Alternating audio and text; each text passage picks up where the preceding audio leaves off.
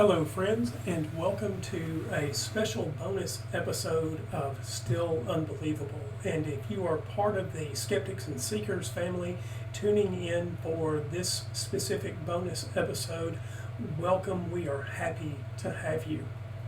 The show that you're about to hear is a conversation on free will between Vaal and Dale Glover, both regular voices over on Skeptics and Seekers. And if you wish to comment on this particular show, the best way to do that is to go to skepticsandseekers.squarespace.com. That's skepticsandseekers.squarespace.com, and sign in to the discussion board and leave a comment, say hello, or get involved in the discussion in any way that you'd like. You can also reach out to the host of Skeptics and Seekers, David Johnson, at skepticsandseekers@gmail.com. The two conversationalists in this particular show are well researched on the topic of free will, and David Johnson does his usual superlative job as a moderator and occasional question asker and comment maker during the show. The reason that it is airing here on Still Unbelievable is that there's been a little bit of a kerfuffle, a dust-up, some personality conflict over on Skeptics and Seekers, and it was felt that it was in everyone's best interest that this particular show on free will be aired here. It's something we're happy to do. David Johnson and I are lifelong friends. We have authored books together. We've been on many podcasts together. David's a regular voice in the back catalog here on Still Unbelievable, and we are happy, most happy, to air this conversation between Vaal and Dale Glover. Give it a close listen. I think it will be illuminating all the way through. Thank you for listening, and the next voice that you will hear is David Johnson from Skeptics and Seekers. Thank you for joining us. Well, hello, and welcome to an exciting episode of Skeptics and Seekers. This is officially the Skeptics and Seekers off season. We're done with season 3. It's over and done. It's behind us. It's the off season where I get back to my regular life and I don't do shows. And so here I am doing a show. I'm really gonna do better this off season though, so there won't be too many of these. But this is one that we've been looking forward to. It was actually scheduled for the regular season, but things happened and we couldn't get it in there. And so I'm very happy to be able to do it now. This is the special with Dale and Vaal, two of the bigger brains that we deal with here on Skeptics and Seekers, and it's a good thing those brain sizes are what they are, because we're dealing with the issue of free will. Oh boy. So without any further ado, because honestly in this subject, ado is all I can offer, I'm going to turn it over to Vaal. And then Dale will come in, and then the show will mostly be out of my hands. Vaal, take it away. Hi, David. Hi, Dale. Hi. So I'm here. I suggested a sort of talk about free will, and whenever I come on the show, I'm always trying to term it more as a talk than a debate, because maybe it's because I just don't want to put that much preparation into something, and so I prefer it to be closer to a casual conversation back and forth to shoot out different views. And so I am here to sort of talk about, and I guess defend, a view of free will called compatibilism. And I'm going to sort of start off with a statement that sort of sets the lay of the land, as it were, about what the whole issue is with free will and how it sort of you lead to the various views on free will, and then I can get to discussing compatibilism. And as far as compatibilism goes, for me, I'm not here to say that I've solved free will, of course, or anything like that, or even that any philosopher has.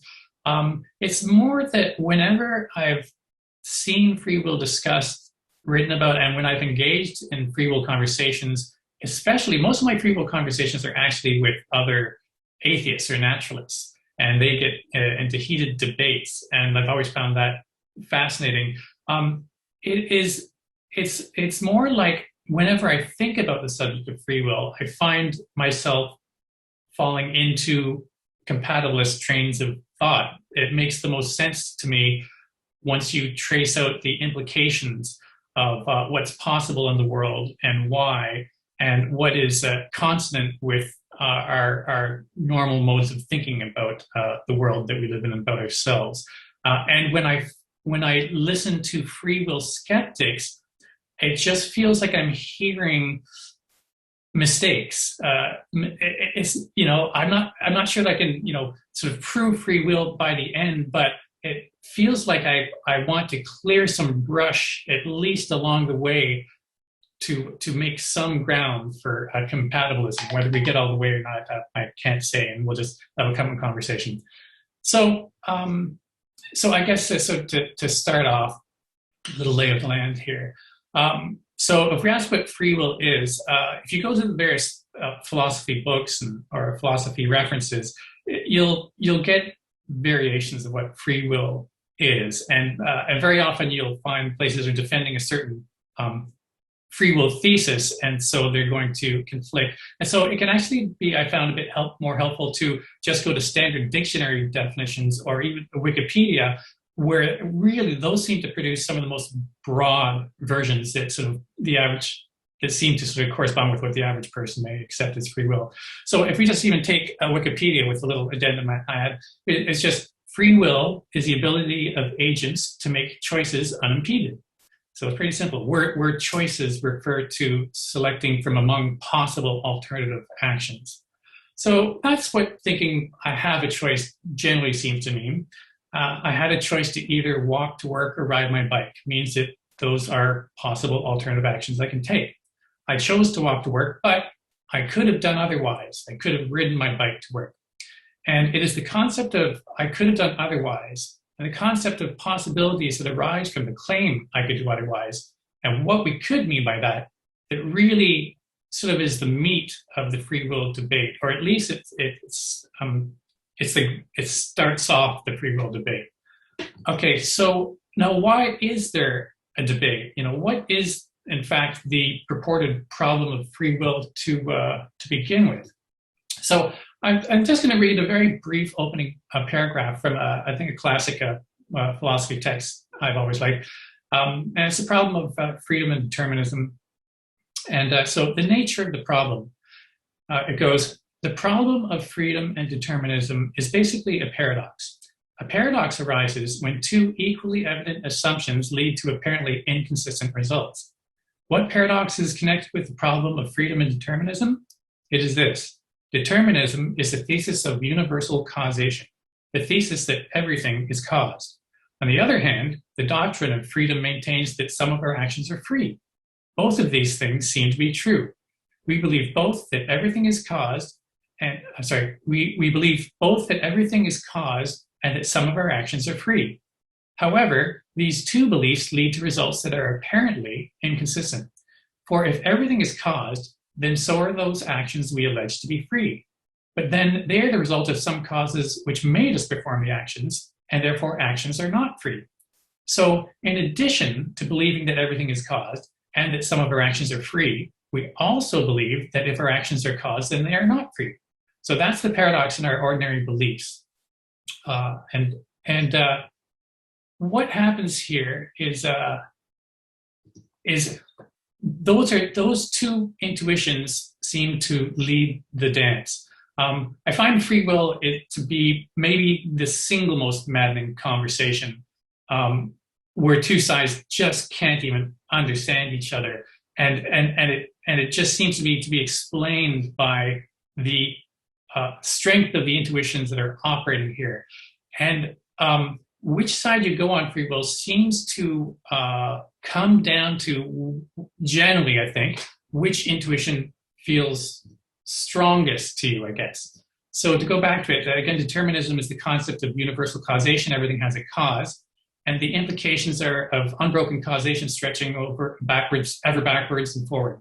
So it's like a line of tipped over dominoes. So long as the dominoes at time t1 are causing dominoes at time t2 to fall, those dominoes must fall. So every event at this moment in the universe, including our actions, are being caused, that is our domino of our choice, is being pushed over by previous dominoes in the chain like everything else. Another way of putting this apparent inevitability has been put this way, is that determinism is the thesis that there is at any instant exactly one physically possible future, the one that follows inevitably from the chain of causation. So that really, on its face, that intuition of determinism seems to clash with our belief that our actions are free and that we could have done otherwise. How could we have done otherwise if there is only one physically possible future at any moment? And this is where the intuitions take hold. If determinism, the intuition of universal causation, really sinks in, then you can be pushed to say that free will is incompatible with determinism.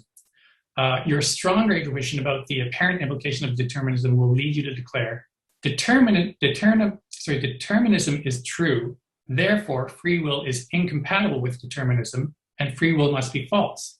It's a false theory. It's just not true that we have free will. And usually folks that go this way with their intuition to determinism are called hard determinists or hard incompatibilists. And I tend to, because there are various versions of this, I tend to use the phrase free will skeptics, if you're a skeptic about free will. On the other hand, there's the intuition when we are making choices that we actually can choose between, say, salmon or steak for dinner, and really could have chosen otherwise. That just seems so apparent to us when we're making choices, it can seem just impossible to actually abandon that. And so if that is your stronger intuition that you can't seem to abandon, it can push you to that side. And therefore you'll declare that free will is true, therefore determinism must be false, or at least determinism is false in regard to our choice making. So both of those moves that take people in opposite directions, determinism is true, therefore free will is false, and free will is true, therefore determinism is false, are called incompatibilist positions. Both hold that free will is incompatible with determinism. Only in one case, the conclusion leads to free will skepticism, that it doesn't actually exist, and the other incompatibilist intuition leads someone to the belief in the existence of free will and the rejection of determinism. And usually that type of free will is called libertarian free will, which we can get to. But there's a third position on free will, and it's one that, in fact, the majority of philosophers actually take, and that's of compatibilism. And that is the thesis that free will is actually compatible with determinism, compatible with physical causation. And so that's generally what I hold to. And the concept of compatibilism goes really far back, and go as far back as Aristotle and Epictetus in the first century CE, etc. So just a note about compatibilism. Free will being compatible with determinism. Compatibilism doesn't necessarily hold that determinism is true, so much as that determinism, if true, doesn't threaten free will. And some compatibilists will argue that we generally want some level of causal determinism to be true to have free will. But anyways, so I don't have to establish that some absolute determinism is true, that there's no indeterminism anywhere. It may be, in fact, that as physics seems to suggest, there is indeterminism somewhere in the system at the quantum level. But even if everything is not fully or absolutely determined, we can say that the physical world at least seems sufficiently determined at the macro level that we interact at. So, so long as we as physical beings are as physically determined as water flowing downhill or rocks falling to the ground or handheld calculators, that's enough determinism to raise threat to our freedom, it would seem.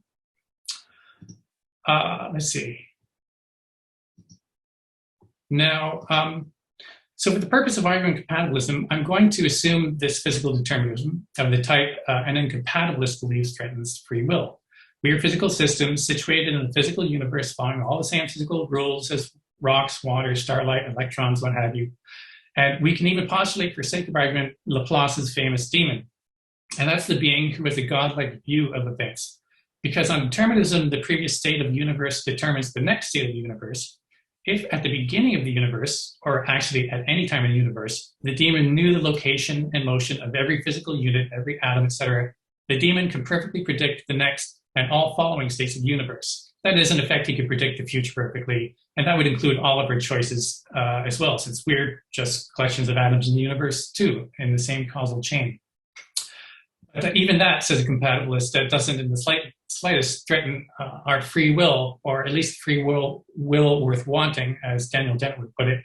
That will seem immediately counterintuitive, likely, but it's actually, a compatibilist would claim, what follows when you trace out the implications of our other beliefs and intuitions. It actually ends up upholding some of our basic intuitions of choice making. So any thesis of free will, especially compatibilist, has to answer essentially two questions. Does it make sense within the context of physical determinism to say we have free will? Or that is to say that we have real choices, that alternative actions are possible, that we are free to choose them, that the choices are ours, etc. A lot of this boils down to say, does it make sense to say we could do otherwise in a physically determined system? And then the second part is, if we can make the case that there is a sense of could do otherwise that is compatible with determinism, does this capture enough of what people generally mean by free will? And so I would say basically yes and yes. In other words, we need to see what we actually mean when people talk about free will, and to be careful to refute or correct only those portions of the folk conception that are actually wrong, while preserving those portions that are true and useful. And this is the last sort of flag I want to put in the ground here before I finish. Take a break, as it were. We have to be careful, I think, of mistaking the thing being explained, mistaking the explanation with the thing being explained. And this is a conflation I see happening very often in incompatibilists, who will say things like determinism would mean that free will is an illusion. Once you find out, say that physical causation seems true. What you're trying to explain is generally the general experience of making daily choices. So, I could have, if I'm going out the door and I see my bike there, and I could decide to ride my bike to work, or I could instead walk to work. I have a feeling like I really could, both of those options are open to me, that I really could ride my bike to work if I wanted to, or I could walk to work if I wanted to. And if I choose to walk, I can look backwards and say I could have, it really does feel like I could have ridden my bike to work if I wanted to. So it's that sort of daily, and that expands to all choices, whether it's what's for dinner up to moral choices.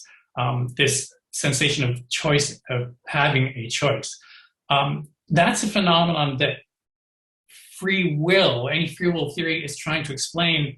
And so we can't conflate a free will theory or explanation with the phenomenon you're trying to explain. So the danger of that you can see if you, for instance, in the old theories of what it was for something to be alive, what did life consist in? Well, there was an observation that you had to explain. There really did seem to be a difference between your cat when it was alive and your cat when it was dead. All the things the cat could do when it was alive, it can't do when it's dead anymore. And there does seem to be a real difference between what the things that we consider alive and things that aren't alive, like chairs and rocks and that kind of stuff. And the explanation was that back then was that there was some sort of life force animating things that made things alive, the elan vital. And now when that turns out to be not true, and it's eventually replaced by something better, which we might call metabolism at this time scientifically. That doesn't mean that actually life was an illusion, that it wasn't true there was actual life. It just means you've replaced the erroneous explanation with an actual explanation that explains it. You could say the same about sunsets and sunrise. If you have to be careful about calling those illusions in the sense of being completely untrue, that are dispelled when you come up with the right the right explanation. So when you find out that it's not due to geocentrism with the sun. The sun rises and it goes over our head and then it sets relative to the horizon. So it rises. The phenomenon that we're observing is the sun rising in an angle relative to the horizon and setting relative to the horizon. And that actually doesn't go away when you find out the explanation for that isn't that the sun is revolving around the earth. The explanation is actually that the earth is revolving around the sun and the earth is revolving. So that's still there. Another example would be solidity. Solidity, if you dismiss it as an illusion, you are throwing away too many babies with the bathwater there, because yes, if you suddenly discover that if something looks solid to us, it looks like completely. I guess the impression is completely contiguous matter, matter that's completely unbroken, right? But then you find out in physics that no, there's actually a lot of empty space there in between them, and so some people can say, oh well, solidity is an illusion; it doesn't really exist. Well, no, it does exist on the macro level that we interact with it. There really is things to observe about the differences between things that are in solid form and liquid form and gaseous form. And what scientists have done is simply explain it at a deeper level. That's why they've retained the categories of solid, gas, liquid. And that's why you're going to have a very different experience still in the macro level if you decide to dive into water that's frozen solid versus in a liquid state. So we got to be careful about saying this is what we got to be careful about saying. For instance, a libertarian version of free will is free will. I would say that people tend to come up with explanations for what free will is, explanations for free will choices, and say, well, if that's not how it happens, well, then we don't really have free will. I think that's an error. I feel like I've already talked enough, so I can get to other things and explaining compatibilism more in detail. But if maybe Dale might want to break in and say something. Okay. Go ahead, Dale. Okay, so I'll just give again a very brief introduction before I get into the main thing. But I'm pretty sure David's going to want to give his intro for the hard determinism position before we get into all that. So yeah, basically Val has covered the different positions and that sort of thing and how. Okay, let me just interrupt you real quick. Would you like me to just do my piece right now so that you can move in uninterrupted with Val after your piece? Because I have surprisingly little to say after Val's speech. Sure, yeah, that's fine. Okay, so I would say that a lot of my objections are moot, frankly, at this point, because I think those explanations are fine, and I'm willing to accept conditionally Val's last argument that really what we're talking about is kind of a matter of semantics. When we talk about whether a thing is free will or isn't free will, and so I will hold that loosely. I would say, though, that on a subject like free will, there is a certain thing we have in our mind for what that means. And I think it is fair to say that for the thing that most people are thinking about when they think about free will, which is libertarian free will, I think it's fair to say that doesn't exist. And I don't think it quite is fair to say, well, it does exist, but you should call it something else. The thing that they are thinking about doesn't actually exist to my mind, but I'm willing to hold that conditionally to see how this goes. I also would like Val, and maybe Dale in his questioning can push Val toward it. This modal logical instinct that we could do something other than what we have done. So this is a challenging idea for me that I would need to have broken down in the conversation, because it's not something that we can experiment on. And the reason we can't experiment on it is because we have one universe, and time moves in one direction, at least for creatures like us on our level. And so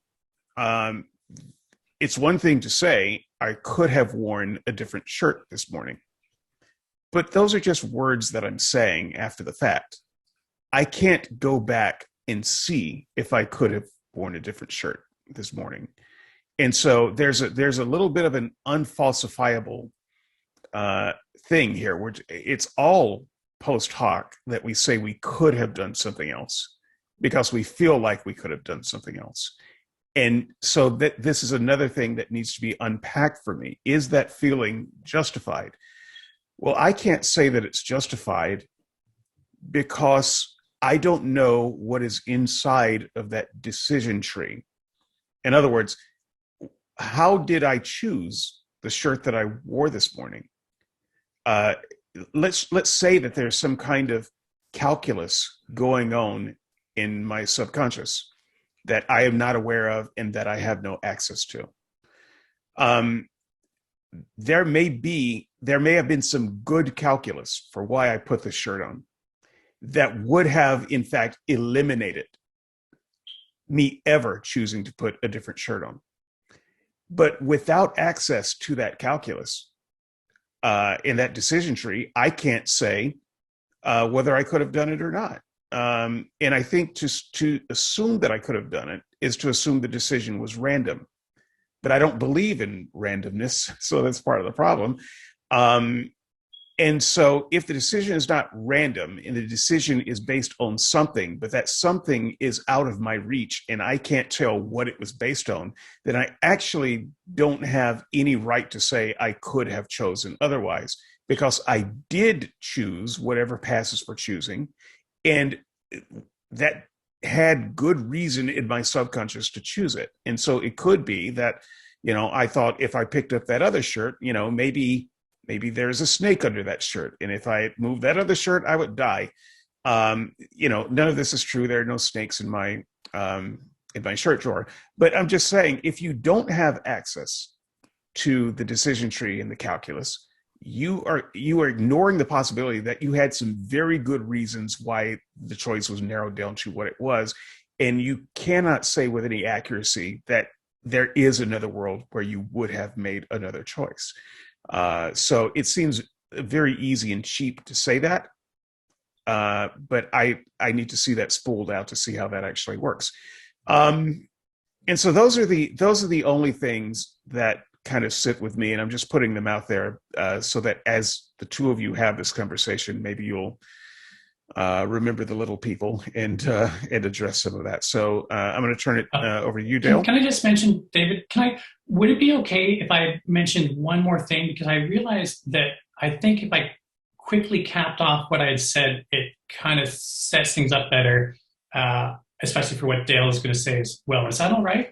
That's fine. In fact, what I'm going to do is I'm going to turn my mic off, and I'm going to consider myself no longer a host or moderator. And I just have the best seats in the house to watch the gallery and might occasionally interrupt. So with that, I'm going to let the two of you conduct your business. And I'll just say, David J., I did have this, this is a common argument against compatibilism, that it kind of entails fatalism. So yes, I will be asking Val about that, and how that relates to people like G. Moore and stuff like that. So yeah, go ahead, Val. Thanks, Dale. Yeah, I just thought I essentially, I think I should have gotten to this point before I stopped. I should just say that, so David's question about unfalsifiability of saying that I could have done otherwise, does seem to be true of libertarian free will, but isn't true of a compatibilist position. A compatibilist position would make it absolutely trivial to demonstrate that David could have worn another shirt done otherwise. He would simply put on another shirt and to demonstrate it. But that's what we'll get to. So now I guess I want to say is that free will skeptics, basically, and libertarians, they tend to sort of end up in the same place in one respect, and that is their idea of figuring out what it would mean to actually be free. In a way, they sort of agree. So just a real simple example of libertarian free will. There's varieties of libertarian free will, just as there is compatibilism and everything else. But somebody like William Lane Craig always makes things very simple. So I'll just say what he said. So libertarian free will involves indeterminism of some sort. It's sort of a gap or division in the causal deterministic chain, so that the decision is only up to you. So as William Lane Craig put it, a Christian philosopher, simply, to be free is to be free of causal determinants outside of oneself.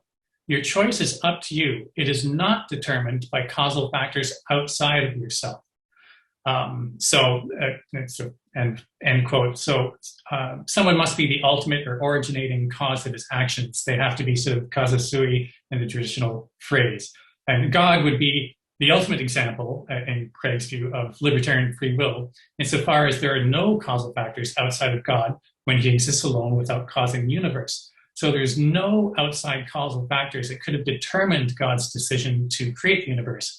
Only God himself was the cause, making him fully responsible, etc. On this form of libertarianism, in a sense, we are all little gods, and that we've been imbued with this buck stops here contra causality in regard to our choices. Each choice we make is essentially a little miracle happening outside the constraints of the physical world, just like God's.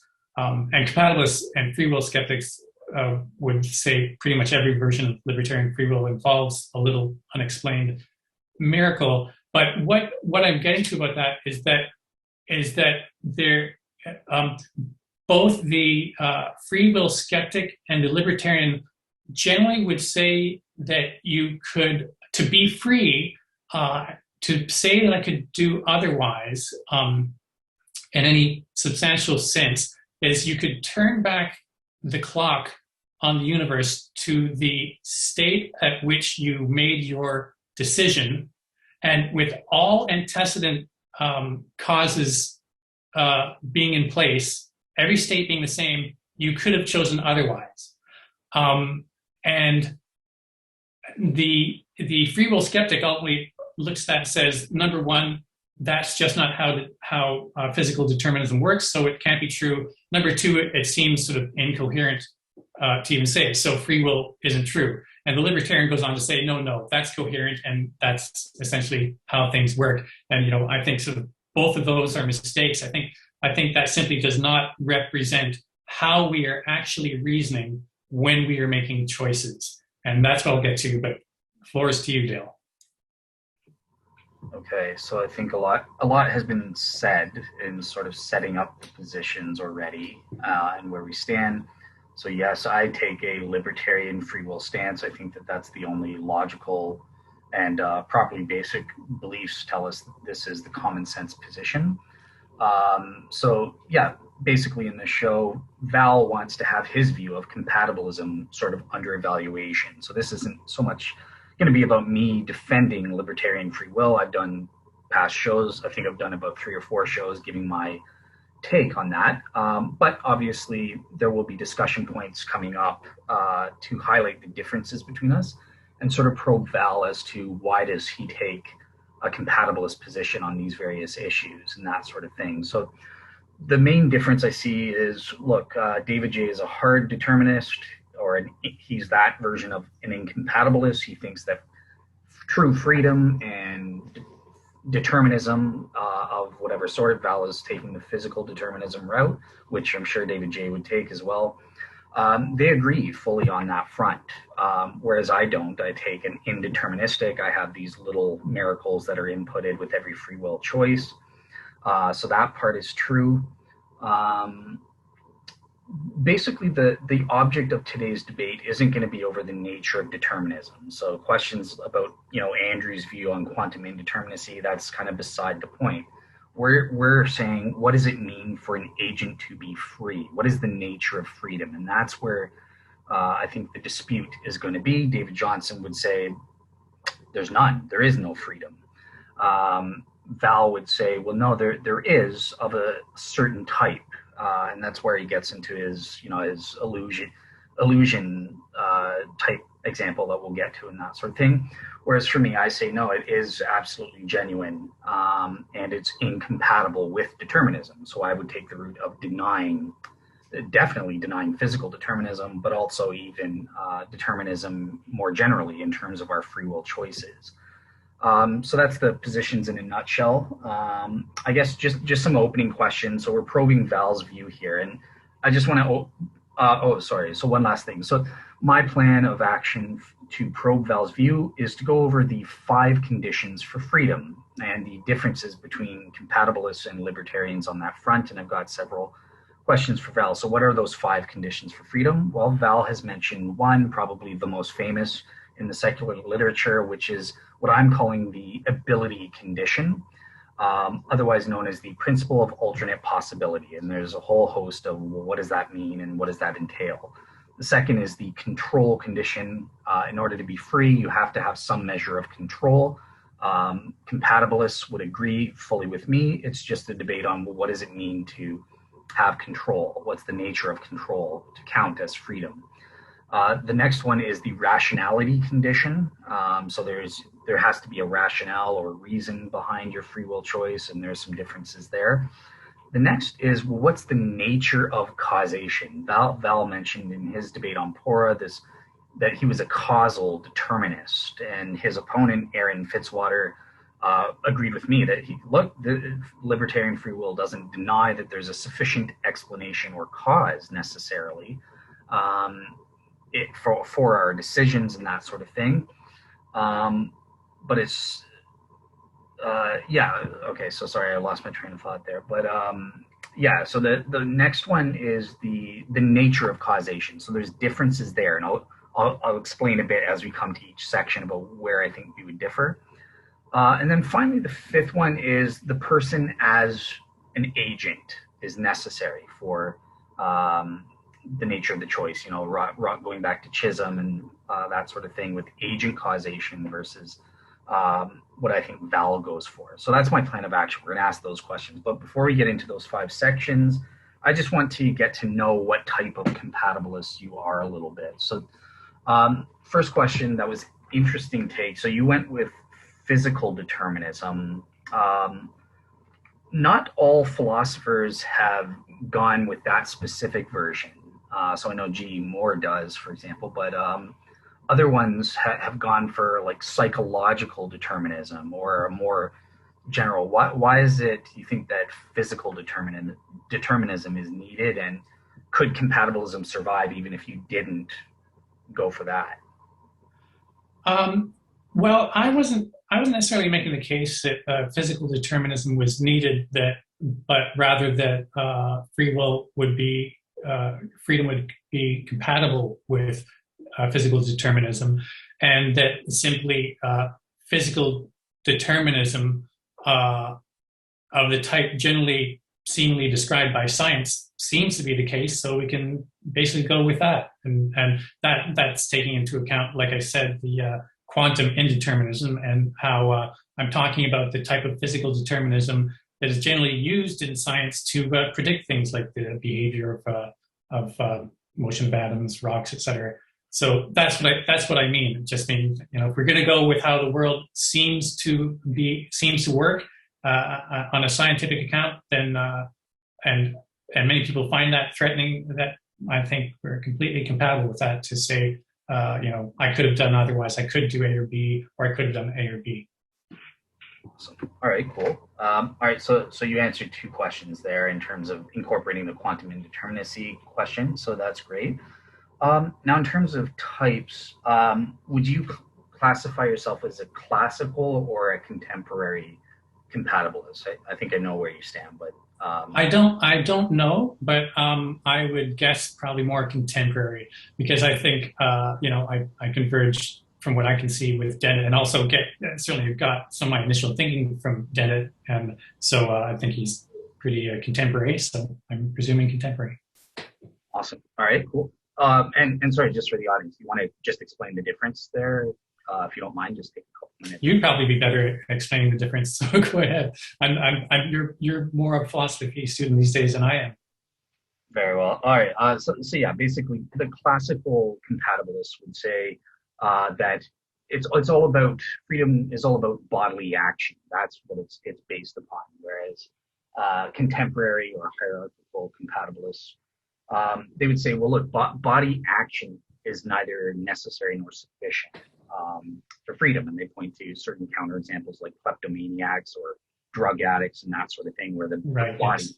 Exactly, yeah. So, all right, cool. So that's great.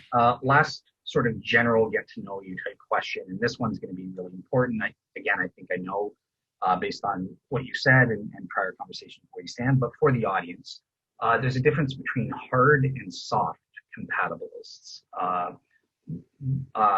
Like where do you stand and why? I'm actually not sure what label I will end up with. You can tell me by the end of it if you'd like. I don't know that it's going to be too helpful right off to label it. So I don't know. Okay. All right. Well, let me ask this then.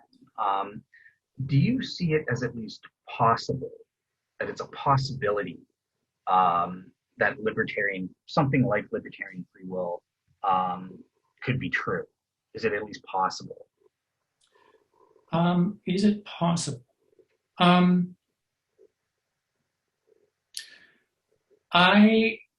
Is it possible? Well, I mean, it's possible in the sense that I could be wrong, yes. But it doesn't seem feasible. I guess that's how Dennett put it a good way, like philosophers or even theists or whoever can come up with the specs for free will, and then it can be up to a free will theorist to put the specs into practice. But whenever I've seen the specs for libertarian free will try to be put into practice, it seems not to work, and to just to sort of bloom forth with sort of incoherencies and sort of non-explanatory power. So yeah, it doesn't. I don't know about impossible, but it just doesn't seem feasible, I guess might be the word. Yeah, cool. That's what I expected you to say, right? Like that's what your whole thing going back years is this randomness objection. And that's an objection that says, no, look, it's just not even possible. Libertarian free will just can't exist. It doesn't make sense. It doesn't make sense. If it's incoherent, it's not possible. So you would fall in the hard. I would categorize you as the hard compatibilist type. Okay. Personally, I don't know, but I'll let you speak for yourself. You're not 100% comfortable with that label. Okay. So I'm curious now. So compatibilists have specific. Now we'll get to this when we get to the 5 sections. So, okay. So let me get to the 5 sections of comparison based on the conditions for freedom. And this is starting with the most important, the ability condition, otherwise known in the secular literature as the principle of alternate possibility. And I'm not promising I have the answers to these, by the way. I'm trying to keep it very simple. I know the audience doesn't appreciate when I go high tech and stuff like that, so I'm doing my best to shorten this, keep it helpful for the audience. I'm curious then, with the ability condition, are you familiar with G.E. Moore's case for compatibilism? I know G.E. Moore, but I don't know his case for compatibilism. Okay, gotcha. So this is going to relate to what David Johnson was asking about before, what he wants to know about, his objection to your view. So G.E. Moore, he based, what is the alternate possibility or the ability to do other than we do, or at least to will to do other than we do. There's a distinction there, but what is that grounded in? What is that based in? And for more, it's based in modal, other possible worlds. Look, physical determinism and or causal determinism, whatever you want to say, is true. But if it's possible that there's another world where conditions, say 1066, William the Conqueror loses the Battle of Hastings or whatever it is. And because of that, we come to today and you make a different choice. You do otherwise or will to do otherwise than what you actually do. And he says, look, that sense of could do is sufficient to have the ability, to have freedom under this ability condition. So David would object. First of all, my question is that acceptable to you? I imagine it would be. And then how would you respond to David's objection? Some people, well, isn't that sort of leading to sort of a fatalistic notion? Okay, well, geez, I guess this really starts off in the crux of it. And my answer could be pretty long because it really, I guess, it gets into compatibilism and what I would mean by could do otherwise. So you want me to just go?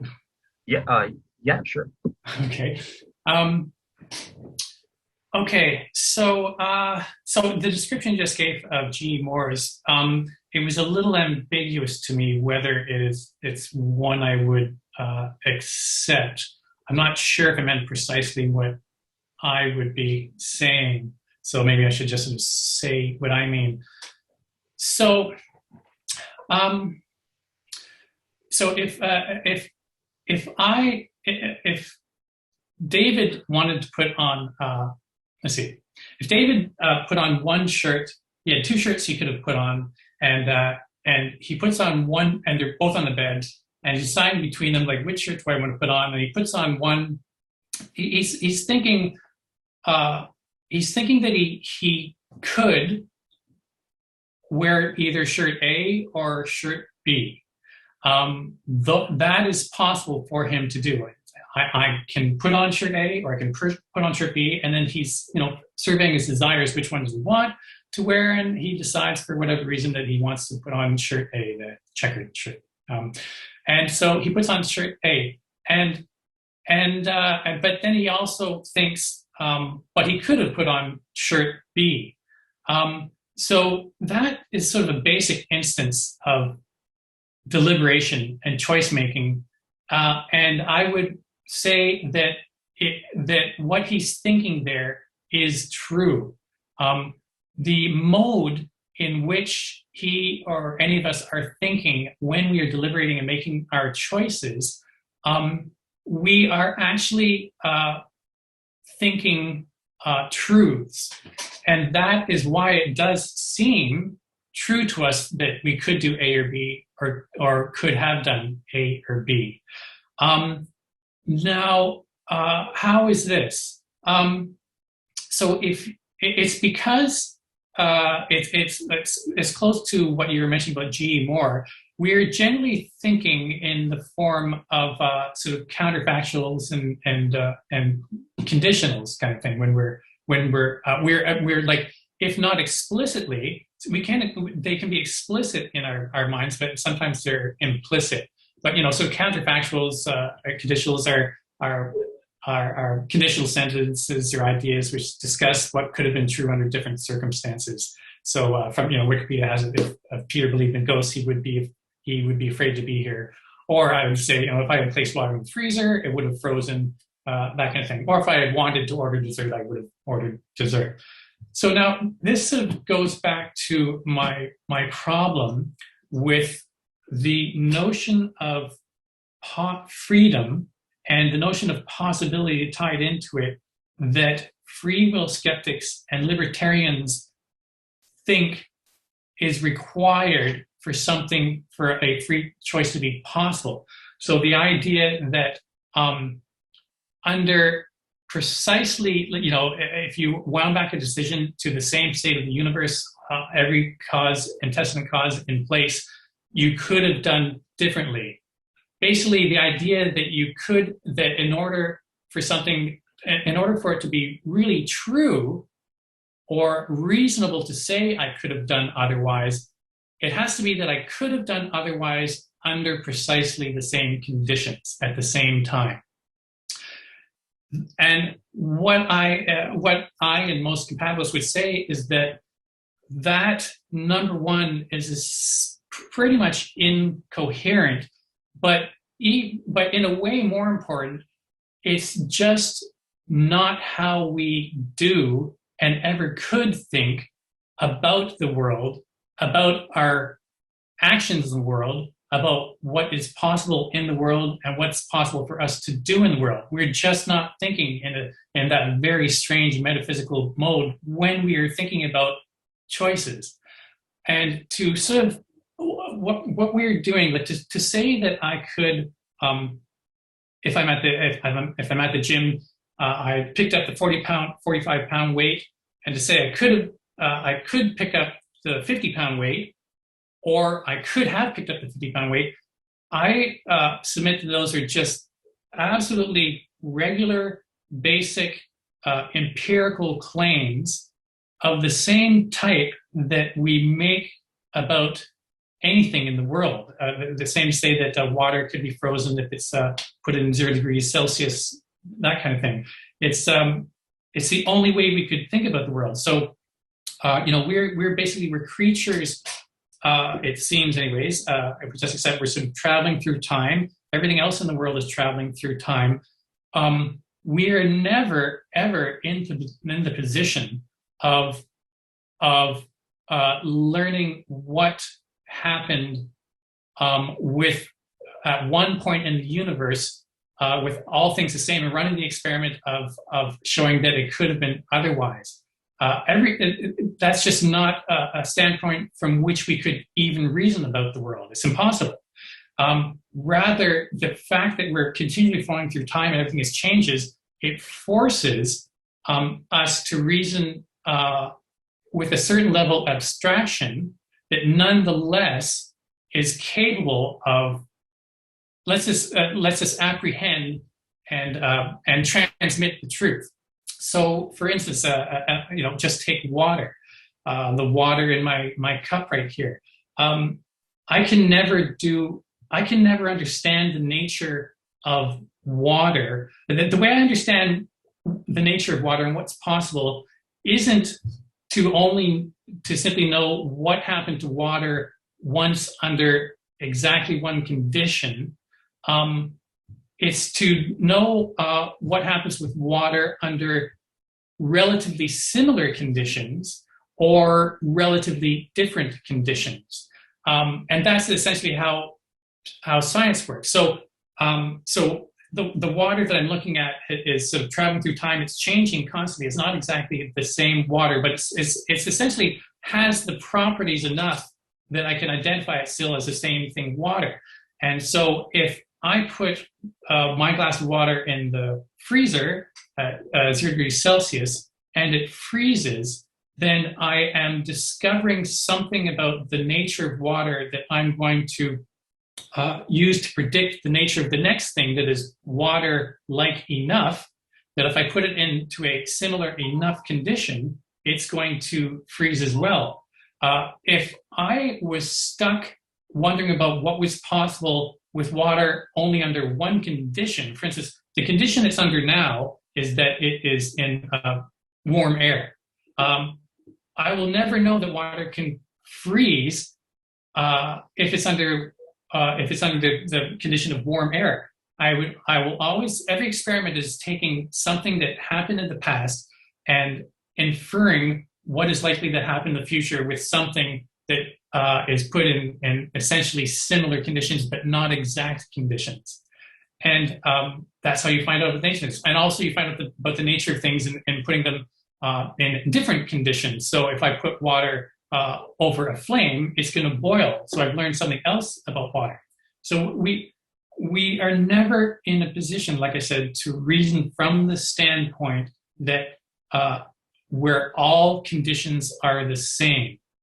And so therefore we're always jiggling. We have to jiggle conditions in order to gain knowledge about what is possible for something. I have to accept jiggling conditions. I have to accept that that from the previous experiment I did with putting water in a freezer, that the next conditions I put in are not going to be precisely the same. They're jiggled a bit. It's a different day. I'm slightly different. Everything's slightly different. But the details are similar enough in the necessary ways to draw a conclusion about the nature of water and what it is possible to do with water. What's possible for water? It's possible for water to freeze, put it in 0 degrees. It's possible for water to boil if you put it over a flame in a pot, that kind of thing. And so when we're making a decision about something, like I'm going at the door to, and I'm deciding whether I'm going to ride a bike or walk to work, what I care about is my powers in the world, what's possible in the world, and what powers I have. And I do that by jiggling conditions, such as, if I want to, can I do this? If I want to do that, can I do that? And when I look back on the decision, if I wanted to ride my bike, could I have? Yes, I had the power to. If I wanted to have walked, could I have? Yes, I could have had that power. So it's really it's really about understanding the nature of the world, what is possible, and we do that by allowing for actually different conditions, and when we're making those abstractions, and what's powerful, what powers we have in the world, and we jiggle those conditions as well. So if I do I have the power to raise my right arm? Yes, I'm raising my right arm right now. Do I have the power to refrain from raising my right arm? Yes, I do. I'm not raising it. Could I have risen my right arm? Yes. How do I demonstrate that? I'm raising my right arm now. Well, how does that demonstrate that it was possible I could have raised it? It's because I'm raising it. It's because, just like placing water the next time in the freezer, I'm raising my arm under conditions similar enough to give me information about the powers I have in such conditions. If you change the condition enough, like I'm in the middle of a tornado or somebody strapped my arm down, well, then I can no longer make that extrapolation. But I can, it's just a plain old empirical claim to say that I could raise my arm or not, or that I couldn't have raised my arm or not, in the same way that we apply that same thing to scientific inquiry and literally everything else that we are reasoning about in the world. So that's what I'm trying to say. Awesome. All right, thanks. So under this ability condition, I have 3 things left to say. So I have one more question, an interesting question that I think you highlighted. Then I want to give my take on the differences between libertarians and compatibilists on the ability condition, or on this principle of ultimate possibility. Then I have a last final question. But before we do that, David, this was your part. This was the question you wanted to have Val address. Did he do so satisfactorily? Do you have any further follow-ups? Because this is your thing that you wanted to ask him about. Well, so I don't want to bog the show down on it, but no. So I'm familiar with that line of argumentation, and I think that Val presents it quite brilliantly, just not convincingly for me. So, yes, I understand that we don't normally reason that way.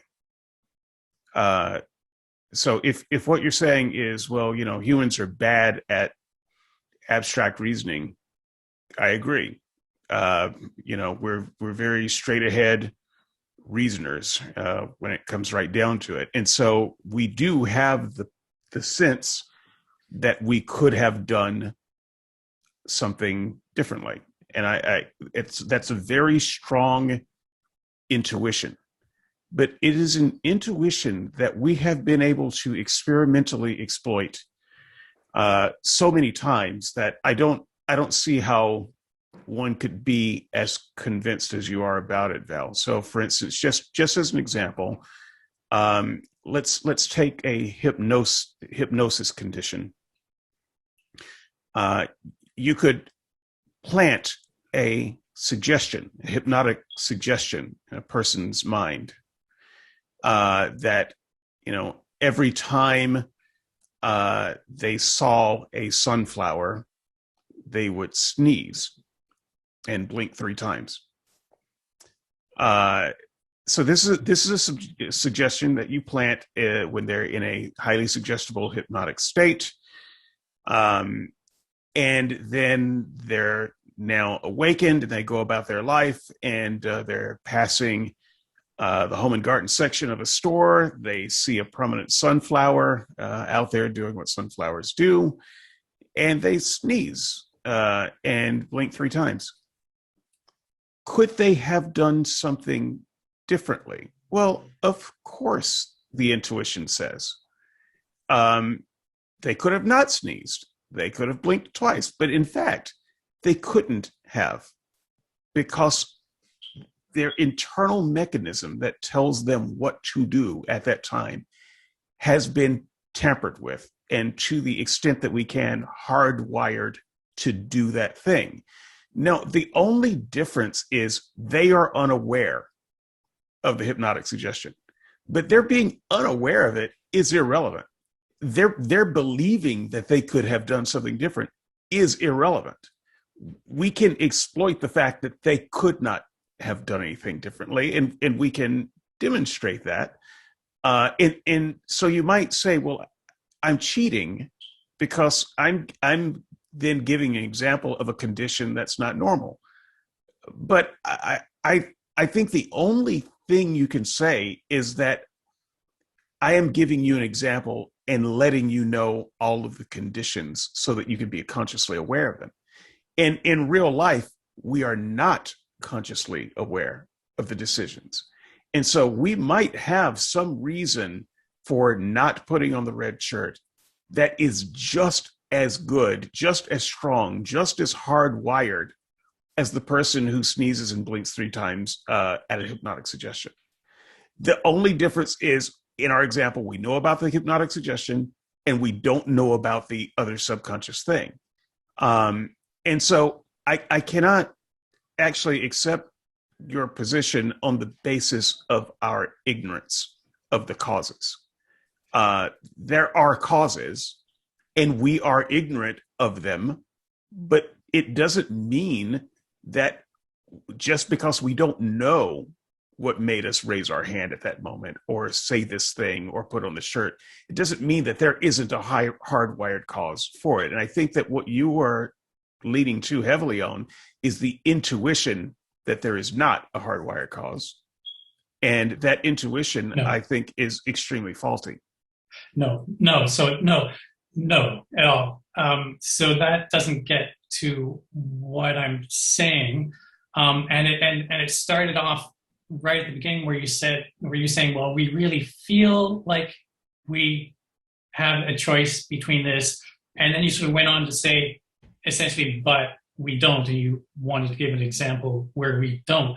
What I'm saying is that feeling that you could actually do, that you do have a choice, that you could take either action, that you could have taken either action, that's true in the case where you actually had an ability. So you could, you do have an ability to wear different shirts or whatever. You don't have an ability to. Well, but you don't. How do you know that? How do you know that I am not hypnotically presupposed to wear the shirt that I am wearing? Because you can demonstrate it. Because it's like I say. Okay, remember that any talk of what is possible for us, as on my account, is basically we are trying to understand what our nature is, what kind of powers we have in the world, therefore what type of actions we are capable of taking. And just as we want to know what the nature of anything else in the world, what the nature of a frog is, what is possible for a frog to do, what the nature of fires or water, and you find out the nature of these things by experimenting, right? So now so if you wonder, can I lift the 45-pound dumbbell? Well, how do you find out? You go and you lift it. Can I lift the 50-pound dumbbell? You go and you lift it. That's how you find out. And so your example of the person with the So you're basically, you have to demonstrate the power to do something. That's the power of freedom you have. You can be wrong about the power you think you have. So, for instance, in the sneezing in the sunflower thing, if I think that I have the capacity to sneeze or refrain from sneezing in the presence of sunflowers, I would be, if that's true, then I would be able to refrain from sneezing in the presence of sunflowers. But I could be wrong that I am free in that regard. It could be the fact that a suggestion is put into my brain, and that when I tried to not sneeze in the presence of sunflowers, I couldn't help but sneeze. In that case, I discover actually, no, I am not free in regard to that subject. That's how you discover, that's how you find out which ranges of freedom you actually have to do. You demonstrate whether you have the freedom to do X. I hope, did that land? Well, no, it's working. It's still kind of working around what I'm saying. The only difference here that I don't think that you're fully acknowledging is that in the hypnotic suggestion example, we know about the hypnotic suggestion, and we can attempt to consciously control a test to see what we can do. No, but it doesn't matter whether it comes from a hypnotic suggestion or not. That's irrelevant. Okay, but in real life, though, we don't go around consciously testing to see what we can do unless there's a reason to do it. So when you put your shirt on this morning, I don't think that you went through a conscious test of, could I put this other shirt on? You put the shirt on. That's right. And so you don't actually know that you could have done the other thing. You weren't doing A/B testing. We're not walking through life doing A/B testing. And we are not aware at any given moment what our brains are capable of at that moment. So yes, I know that I have the ability to lift a 45-pound weight. How do you know that? I know it because I have lifted 45-pound weights. That said, if someone put a 45-pound weight in front of me right now and said, lift it, I don't actually know if I can or not, because at that moment, my brain might misfire. I might not be able to lift it.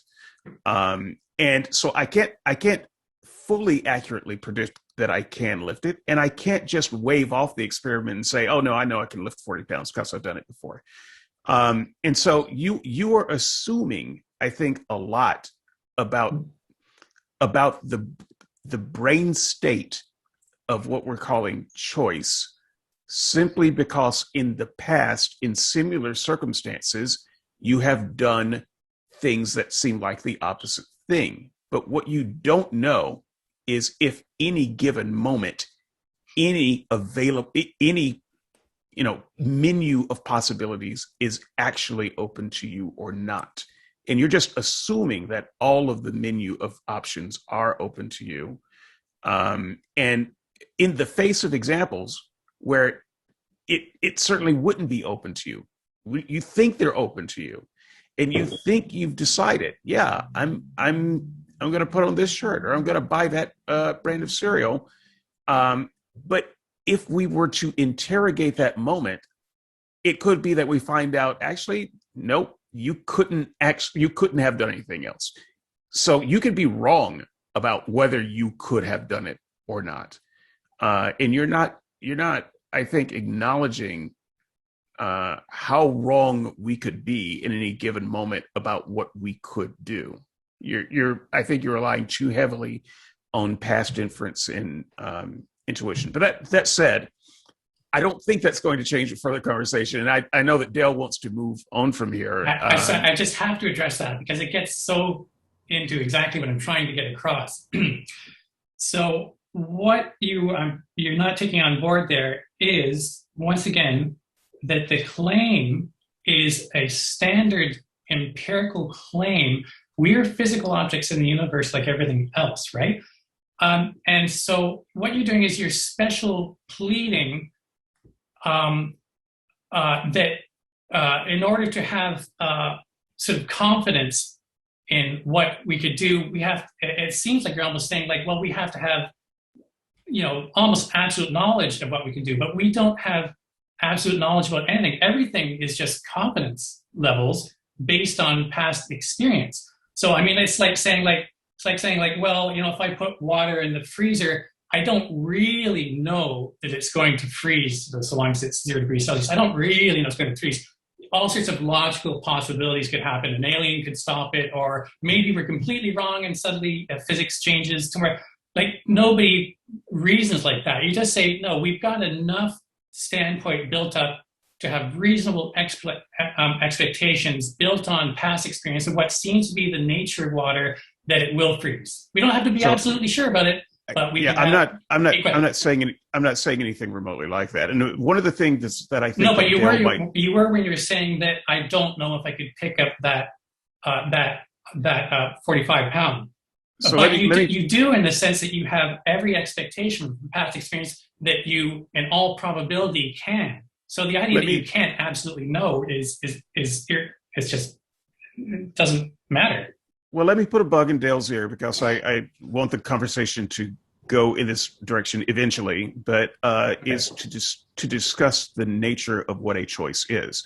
Again, this will be a thing that I will be very quiet about. But you're talking about water freezing. That's not a choice.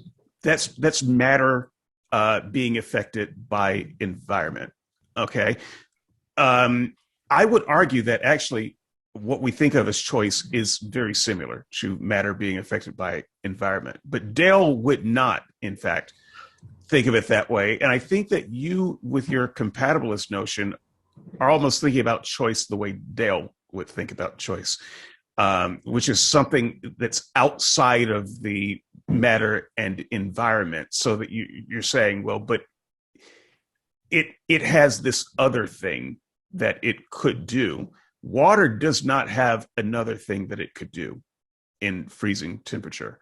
And we know that. The difference is we know the narrow range of what can happen with water, and we don't know the range of our own thoughts and choices, because we are assuming that we have more than we actually do.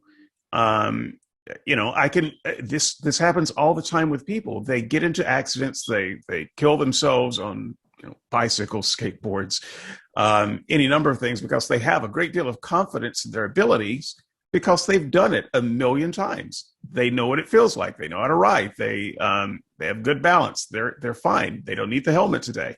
They didn't need the helmet yesterday. Bang, they're dead. Their confidence is not equal to the physics of one moment after another. Yes, they can be wrong. Yeah, and so in the same way that you think that you are confident that you could do another thing in a different physical moment, I think is equally unjustified. You simply do not know, and you have to take account all of the things that are acting on this thing that you would consider choice in the first place. And so the nature of choice becomes important in this conversation. That's a part of the conversation that I'm going to step out of, because I'll be honest with you, I don't understand the nature of what a choice is. I would just say that it's a physical. I am a physicalist and a materialist. I see no reason to speculate that it is anything else. But if I am right, and if it is purely a physical material thing, then it is also determined by physical material things. And if it's not, if it's something else, then I think that leaves a lot of room for libertarianism as a thing acting in opposition to matter and environment. So so that's a good intermission. I will give it back to you and Dale. And you can call me when needed. I'll go sit in my comfy chair. All right, cool. And David, that's the whole point of what I'm going through. So by the end of this, I'm hoping when I go through the 5 conditions for what it means to have a free choice. I'm hoping that you'll that's what a choice is on Val's view versus Dale's view, and you can decide and that sort of thing. So yeah, that's what I'm attempting to do. We're looking at the first aspect. Okay, well, in order to have a free choice, there has to be this ability, this alternate possibility that a free agent has the ability to do otherwise than what they actually do, or at the very least to avoid problems, to intend to do other than what they actually do. So this is the first aspect that we're kind of going over. But all right, cool. So not to waste too much time. So Val, before I explain my take on the differences between us, I have one last question for you about your grounding of compatibilism and what is the grounding for our ability to do otherwise. So you kind of gave your take on G.E. Moore. I wanted to get you kind of mentioned that there's issues, we're approaching this metaphysically. Most philosophers approach this ability condition as a metaphysical condition. But there's another philosopher that I think you'll might appreciate, Dr. Susan Wolf. And for the audience, I'm going to be on my RSM blogs, I'm going to be posting up all these papers so you can go and actually read them and that sort of thing. But Susan Wolf in 1980, she had an asymmetrical hybrid version of combining libertarian free will and compatibilism, a very famous paper called Asymmetrical Freedom and that sort of thing. And she said, look, you guys are missing the whole thing, getting into metaphysical qualms about what it means to have the ability. Really, it's a condition of moral value. That's what's fundamental. That's how we base someone's ability to do other than they do. So she would say, well, look, I'm a full-on determinist or compatibilist when it comes to doing morally good actions. So this has theological ramifications. God is God free and stuff like that. You'll see the relevance here. And she'll say we're totally determined when it comes to doing morally good actions and that sort of thing. The compatibilist view is true because we do the condition is you have a good, morally good and sufficient reason to do other than you do or something like that. And in the actual world, if you do the morally good thing, well, you're already acting on the good and sufficient reason. So the only way you could have the ability to do otherwise is if you appeal like G.E. Moore to a counterfactual world or something like that. But libertarianism is true if somebody does an immoral thing because they're not acting on the good and sufficient reasons that are demonstrated in the way that you talk about with your bells, right?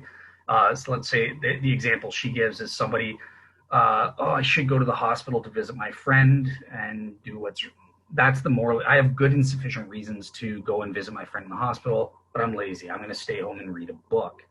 So there's good and sufficient reasons in the actual world.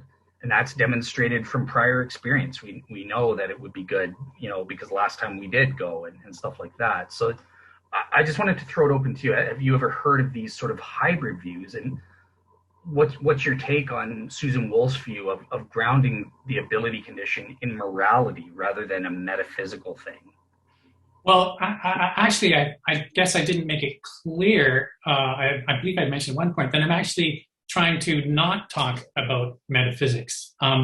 My position is that that when we are making choices, we're not doing metaphysics. I'm trying to ground that right in the empirical world, I guess, just as I think, if I got that right, as Susan Wolf is. If that's what she's trying to do, that's what I'm trying to do. I'm trying to say it's a mistake, essentially, to think that there has to be a metaphysical explanation that would grounds our freedom, and that our freedom, that is our understanding of what is possible, what our powers are,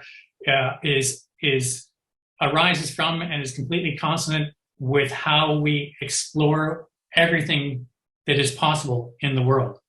It's just standard empirical thinking, is what I'm saying. Okay. And if you, we can get to morality and all that kind of stuff. And also, it doesn't even on a sort of a compatibilist sort of view. Like I said, it's sort of what matters for our freedom is what powers we have now, and it doesn't even necessarily matter what the antecedents were or the explanation of how we got here. So you could take me and ask, do I have the ability to pick up this cup right here? Yes, I do. I can pick it up and put it down. Do I have the ability to refrain from picking it up? Yes, I keep my arm on the armrest. And then let's imagine like another version of me is just recreated instantly in a world atom for atom, just like this, but it popped out of nowhere with no antecedents. What matters for free will is simply that version of me has the powers I do or not, and can demonstrate the powers that I think I have or not in the world. So I don't know if that. I think you kind of, there's a slight misunderstanding. When you read the paper, I'm probing you, so that's your answer. But you wouldn't. So Wolf is a libertarian free will when it comes to immoral actions, and she's grounding that in. So you're saying, you would agree with that. So you are, when somebody does something bad, you're a libertarian free willist. That doesn't sound what you would say. No, I wouldn't. Okay, so there's a bit of a difference then. Oh, for sure, it's libertarian. Yeah. Yeah, but it comes down to the fact that it's the morality of the action. If it's immoral, it has to be libertarian. Why? Because the condition of the ability is grounded in having a morally good and sufficient reason to do other than you do. And there is a good and sufficient reason for that guy not to read his book, but to do other than that and go and visit his friend in the hospital in the actual world. You don't have to postulate possible worlds or something like that. So if you ground it in the morality, then you have to go, libertarian free will is true.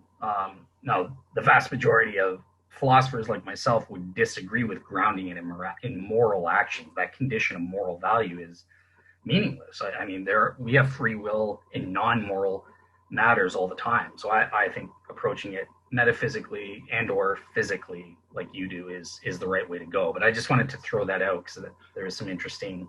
Well, I guess maybe I misunderstand something, because I'm not understanding that as libertarian free will. Libertarian free will. I mean, like, sort of on morality and I guess compatibilism.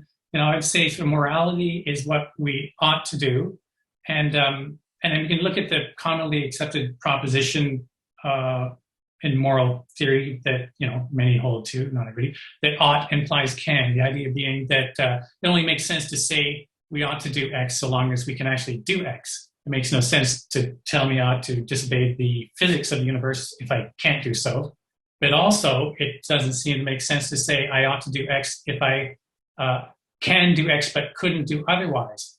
So just as it wouldn't make sense to tell me I ought to stop obeying the physics of the universe, it would be just as strange to tell me I ought to obey the physics of the universe, because I have no choice but to obey them. So what is telling me I ought to obey them actually add? So it seems we want to reserve ought for cases where we have choices, the capability to do otherwise.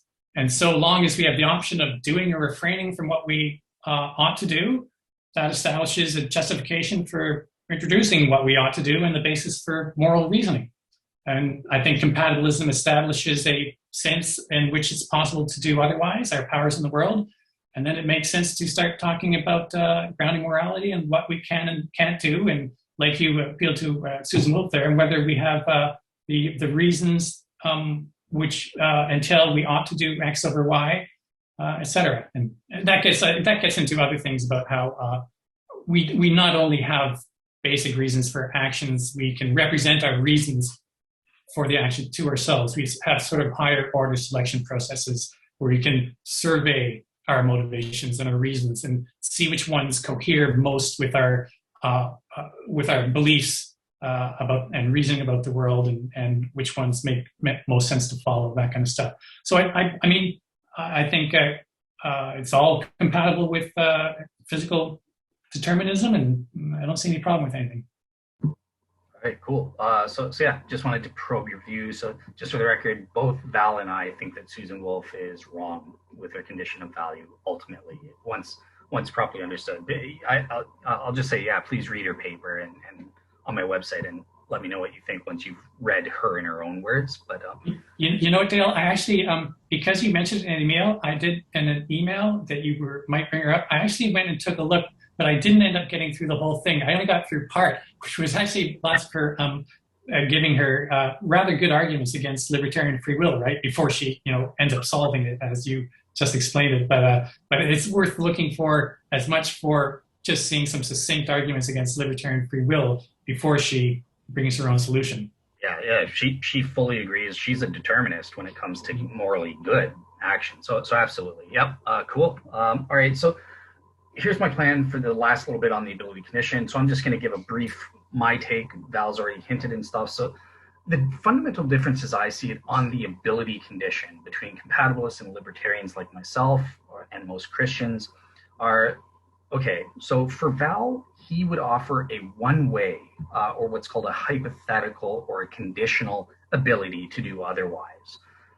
So had some condition been different, let's say 500 years ago, King Henry VIII didn't chop off Anne Boleyn's head or something like that. So the causal chain could have led you to do other than what you do in the actual world.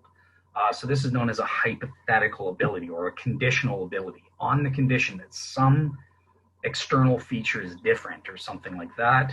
Some external condition is different. You would have done otherwise. For libertarians, on the other hand, no, this is a categorical ability, or as Val hinted at, it's a dual ability. We both have the ability to do or to will to do, and also to refrain to do or to choose to refrain to will to do. And it's what Roderick Chisholm calls it's a branching notion that I heard Val. So at any given time t, I have multiple possible options in the actual world that I can choose to actualize through the exercise of my free will or something like that.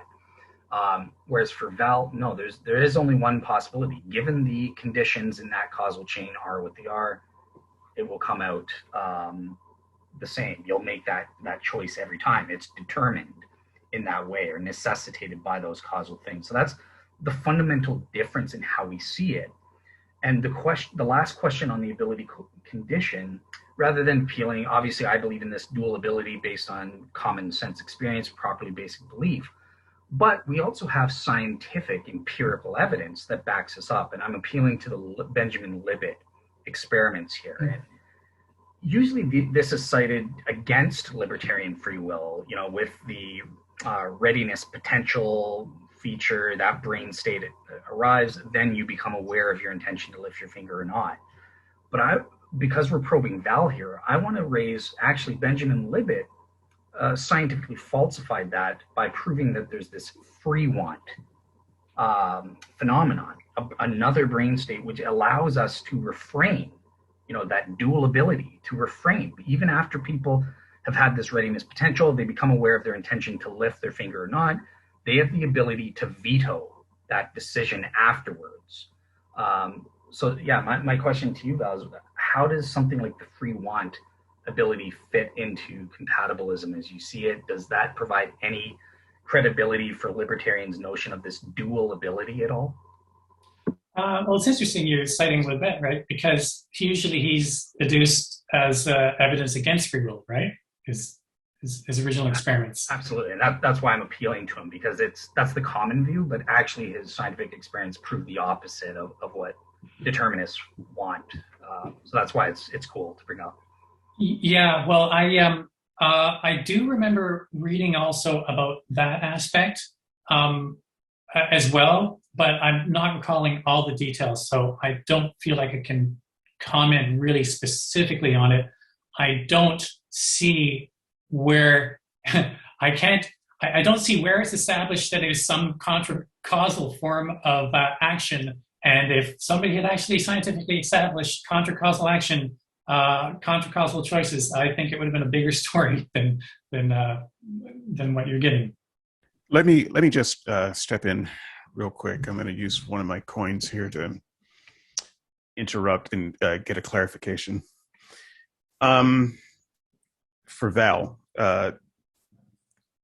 what Dale was saying, they're characterizing your your thought process, I wanted some clarification on. So if we rewound the universe to 5 minutes ago, are you with me that you would do exactly the same thing? Yes. In the yes. rewind. Okay. Yes. So you're not suggesting that there would be some way to pop yourself out of that causal chain and do something different. No. If you did it the first time and you rewind it to exactly the same conditions, you do it the second time. Is that correct? Yes. Yeah. Then the second time through, if I can use some really sloppy language, you would be a second time determinist. You'd be a videotape determinist because it's on the tape and it's determined, and it doesn't matter how many times you watch it through. So the only thing that we're actually differing on is the first time through. And I'm suggesting that I don't see anything fundamentally different between the first run and the second run. Well, I don't really either. I mean, I think that whatever state of the universe results in my making a choice, if we rerun to exactly that same state of the universe, that's going to include my brain states, and whatever led to the choice, I'm going to make the same choice every time. So, I mean, it's the same for the first as the second as the third. But what this is missing is that, and what, when you were talking about how water doesn't have a choice, so what that was missing is, of course, water doesn't have a choice as far as freezing or boiling, that kind of stuff like that. But the example of water is only used as to how we talk about empirical possibilities in the world. What does it mean to understand the nature of something and the possibilities in the world? So I'm just going to ask you, is it possible to freeze water in 0 degrees Celsius? Yes. Okay, then that's the truth about water, isn't it? Yes. And it can be any variety of water. It doesn't have to be the exact same water. It doesn't have to be water at some selected time in the universe and only that time and only under those conditions. It can be water under any variety of relevantly similar conditions that will cause it to freeze, right? Yes. And so what we really want to know it's not about, a choice. Water, it's just what will happen under that circumstance. Exactly. But it is a possibility. That's what it's not a possibility. It is what will happen under that circumstance. You said very eloquently a little bit ago that it doesn't make sense to talk about two things, to talk about altering to do something that you can't do or altering to do something that you must do. And in this case, you're talking about a possibility as in, water ought to freeze at a certain, no, it doesn't ought to. It's not a possibility. Yeah, no, it simply is the nature of the thing. That's right. Exactly.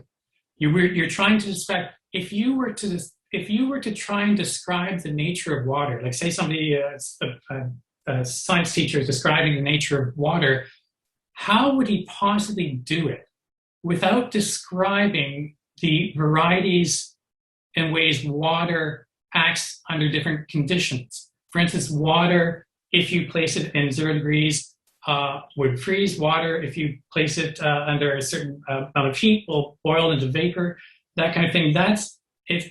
It's talking about water in different conditions or relevantly similar conditions where you actually are able to describe the nature of water. And if you're saying that isn't to say that it's possible to freeze water in 0 degrees, are you saying there's no such thing as possibilities and that all such talk we have to abandon? And where are you going to go with that? Yeah, I think if you're saying it's possible for water to freeze at 0 degrees, you're missing the nature of water. It's not a possibility. It's an is. It's just an is of the universe. I think that this will be more clear when you get into the nature of what choice is. Well, that's just what we're into that with the 5 conditions. Right. So I wanted to interject that because I wasn't entirely sure what Val's stance was on the rewindable, the second time through determinism type thing. So David, is it untrue? Is it untrue to say that if you put hang on, Val, Dale had. Oh, sorry, I missed that. Yeah. I was just going to say, so we're going to get into the second condition, the control condition, and we're going to that's where we're going to get into Val's notion about, well, what is it that makes someone have control that's sufficient for freedom? He can talk about natures or certain states that are internal or something like that. I was going to be asking about that, but yeah. Yeah, I think I'm looking forward to that section because I think that's quite germane. And so I'm going to throw it back to you, Dale. I appreciate the clarification, Val. I'm not going to promise that I will not do this again at some other point. But for the audience, in case anyone besides me got lost, I'm making up terms because I don't know the real ones. And so my made up term, which makes sense in my head, is second time determinism and first time determinism. And if you're a second time determinist, you got to be a first time determinist too. It's just determinists. And there's no fundamental difference between the two runs in physics. So Dale obviously does believe that there is a difference between those runs, and I'm interested in the discussion as they talk about how that initial run is made in the first place. So we will take you back to your regularly scheduled program.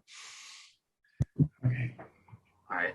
Awesome. And Val, obviously you're the guest. It's your view. So when I go into this section, you can take some additional time to continue on with that water thing because the audience wants your view. But let me try to wrap it in to this issue of, okay, there's the second condition for freedom. What is a choice? Well, in order to have a free choice, the person, the agent or whatever it is, has to have control, sufficient control. And both libertarian free will people and compatibilists would agree on this. But once again, we differ. What does it mean to have control? So with most compatibilists, and I'm going to be asking Val his specific take as to how it works. What is it that differentiates an uncontrolled action from a controlled free action, that sort of thing? So with libertarian free will, obviously we as the agent, we have full control over our actions and that sort of thing. We have that dual ability and that sort of thing to choose or not to choose. And by the way, it's just saying minimally we have a dual ability. Maybe you have 5 options or 6 or something like that or whatever. But here's a helpful analogy that will differentiate the position. So here's David Johnson's hard determinist options. Let's picture a row of all black dominoes. You knock over the dominoes, boom, boom, boom, causal chain, one thing after another. It's physically determined. Great, no freedom. All the dominoes are black. You'll get to the end of the sequence, all the dominoes will fall. That's David Johnson's hard determinist view. Val's view is, as a compatibilist in general, I shouldn't say Val's view because I don't know, but in general, compatibilists will say, well, no, the black thing, that isn't sufficient for freedom because none of those black dominoes had control in the causal chain at any point. So it has to be a special causal chain. And in order to be compatible with freedom, some of those dominoes have to be painted green. And if you knock over that first black domino, it runs through and it knocks over the green ones and then gets to the final end black thing, the exact same sequence as David Johnson's, except that some of those dominoes are painted green. That's sufficient for freedom. So what would those green dominoes, what's the difference? Again, it's all physically determined, just like David. Why is green special compared to black? And what they'll say is, well, those green dominoes run through the agent in a special way. The causal chain includes within it certain brain states. So, it involves their natures, their beliefs, their desires. And if a causal chain, even if it's determined, runs through causal chain that includes those elements, that's sufficient for freedom. Again, I'll turn it to Val in a second to explain if he follows with that or has something different or would tweak what I said there. But in a nutshell, that's the difference between David Johnson and Val's compatibilist version. Val says in order to be determined and free, there's got to be some green dominoes in there. Now, me as a libertarian free will person, again, I have those probably those same green dominoes. But in essence, there's a domino that's me as the agent, and I can choose whether to fall or not. When that determined domino knocks over me, comes to the domino that represents me, I can say, you know what, I'm not falling. I don't have to fall over just because you hit me. Or pretend there's a branching path. There's, three or four different paths that the domino can choose to fall into. So the thing hits me, no matter where it hits me, I'm not determined to fall one direction or the other. I can choose I'm following this way. So that's the branching libertarian option. So I hope that helpful analogy explains the three different positions. If not, Val can let me know. But yeah, Val, I want to turn it straight to you. You're the compatibilist.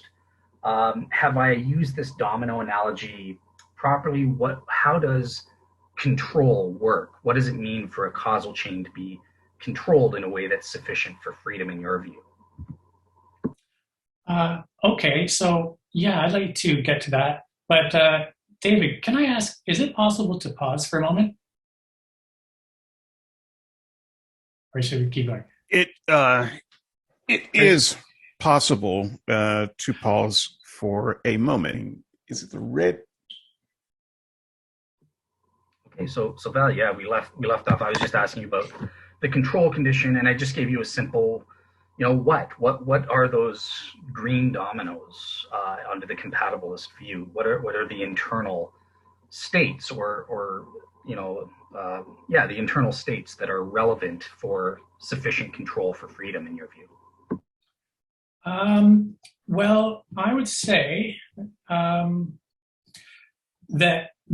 so for the dominoes example, where you talked about the green dominoes in a compatibilist sense, and singling those out as having different properties, I would say generally what you described would be pretty accurate to what I would say as a compatibilist, and that so long as we can point to agents in the chain who are making decisions, who have sort of beliefs, desires, have the ability to reason about which actions are likely to achieve those desires, and who can think about their reasons for action, all these type of things, and to understand their powers for action, and also and predict what they can likely do or not, then that gives those entities control. They are making the decisions. You don't get, there's a sort of a mistake. There's this mistaken idea that comes out of the sort of domino view that where it kind of makes it ends up, people use it to kind of make the agent sort of invisible in the process, as if the first domino caused the green dominoes, the agential dominoes, caused those choices, and that's not really ultimately a very good, fruitful, explanatory concept, because like in the case of we use the dominoes, it's almost like the beginning of the Big Bang. You could replace with the dominoes, but stick with the dominoes. If you explain the decisions through the chain of causation that started with the first domino, you can say that pushing over the first domino was sufficient to cause my choices ultimately, because it ultimately did end in the chain of causation that caused them, but it's not necessary. That domino wasn't necessary for causing my choices, because you could have replaced that initial domino with a red domino or a white domino or a bigger domino, that kind of stuff like that. You could have made an entirely different domino pattern leading up to me, and I still could have, as long as the pattern just before my choices are similar enough, I could have made the same sort of decisions. So it doesn't really explain much. So you really have to look at it's sort of like saying the necessity versus sufficiency of freezing water. If I put water in the freezer and it freezes, my placing the water in the freezer was sufficient to cause the water to freeze, but it wasn't necessary to cause the water to freeze. Somebody else could have placed it in there as well. Any number of scenarios could have the water being placed in the freezer and it would still freeze. So my putting in was sufficient, but not necessary. And where we get, we sometimes want to know what was sufficient to cause something, sometimes what was necessary to cause something, and sometimes knowing what is necessary gets us the kind of information we need to understand and predict the world. So it tells us more about water to zero in closer to the event and understand that what was necessary was that, for instance, the water be made to 0 degrees Celsius, that the water was made to cool to 0 degrees Celsius. That was the necessary part to cause water to freeze. And all sorts of different sufficient conditions can result in that. But it's that you're getting the information about the nature of water, really important information, by identifying what's necessary to cause it to freeze. And therefore, you can set up all sorts of different sufficient conditions when you're camping, when you're at home, all that kind of stuff, when you want to make ice cubes, to cause water to freeze. And it's the same thing in identifying our choice making in the chain of causation. Some people make this idea that if you haven't accounted for, explained all the causes that preceded your choice, well, then it's really not up to you, and you haven't really accounted for the choice. But that's just not, as I say, how most of our explanations work. We actually parcel down, we segment portions in causal chains in order to gain knowledge, usually predictive knowledge. So for instance, if an airplane line kept crashing, and then it was found out that it was a certain fuse that kept going bad, say the red fuse, nobody would think that when the guy representing the airport, so the airline, would get up and say, well, look, yeah, there's, somebody said, some technicians have said, yeah, the red fuse caused the crashes from the navigation standpoint, but really, that really isn't the explanation for what caused the crash. We really can't say that, because really you can't explain what caused somebody to make that fuse and what caused that and all the state of the universe all the way back to the. What you really have to do is you have to give me a full account from the beginning of the Big Bang right up to the crash, and then we've really explained what caused the crash. Like, that's obviously completely unworkable. No, we identify parts in the causal chain that will give us the information to understand and predict things. And if you start at the fuse was the proximate cause of the crash, that tells us, okay, if we change the fuse to a proper fuse, then the airplanes will fly properly. And it's the same with identifying our decisions in the causal chain. You don't have to go back to the very beginning. You can just identify our deliberations as essentially the proximate cause of our actions, and that's the agential cause, as it were. Interesting. Awesome. Okay, so yeah, just two quick things. So, fully agree with Val about his point about sufficient versus necessary conditions with the initial thing. Although I liked Aaron bringing that up as kind of a counter to the randomness objection or something like that. But absolutely. You could have a red domino as the first one, and boom, boom, boom, the green ones will still fall and that sort of thing. I think that's totally irrelevant to what we're discussing here, though, in terms of the control condition. That ultimately, do those green domino, whether it's a red, black, white, blue domino that's the first one, fact of the matter is none of those green dominoes actually had control. And I like that. It's interesting that you mentioned, well, this analogy kind of manipulative because it loses the agent. I'm going to be, when we get to the fourth condition, I'm going to be saying that's deliberate. You don't have agents. Again, that's when we get to discussing the nature of causation. So yeah, it's an illusion. There is no agent. There is no control. But you can't, you basically just admitted that you haven't made an actual analogy to agency. So it's an unfit analogy in that sense. I mean, if the dominoes are doing things that an agent or can't do things an agent can do, then no, I wouldn't say they're in control. They're just acting like dominoes. So you've left the agency out. So it's not a fit.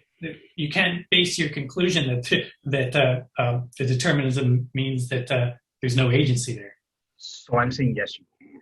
It is a fit analogy. When you get past all the semantics, as you called it, when you were talking about the illusion and stuff, I do see your notion of control and saying, oh, you can use the word agent, but there really is none. That you literally are a dominant. All those special states, and this was going to be my second question. I shouldn't be arguing, but it's just arbitrary. You said, well, it involves beliefs. Oh, it involves the person's nature. All of those are all. That's not arbitrary.